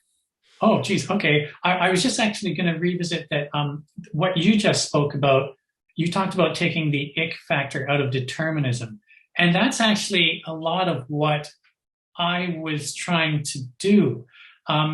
Because a huge ick factor, as it were, is this idea that we're going through life seeming to make choices, believing we have options, thinking I really could do A or B, and then all of a sudden determinism comes in and the ick factor is, oh no, I was wrong.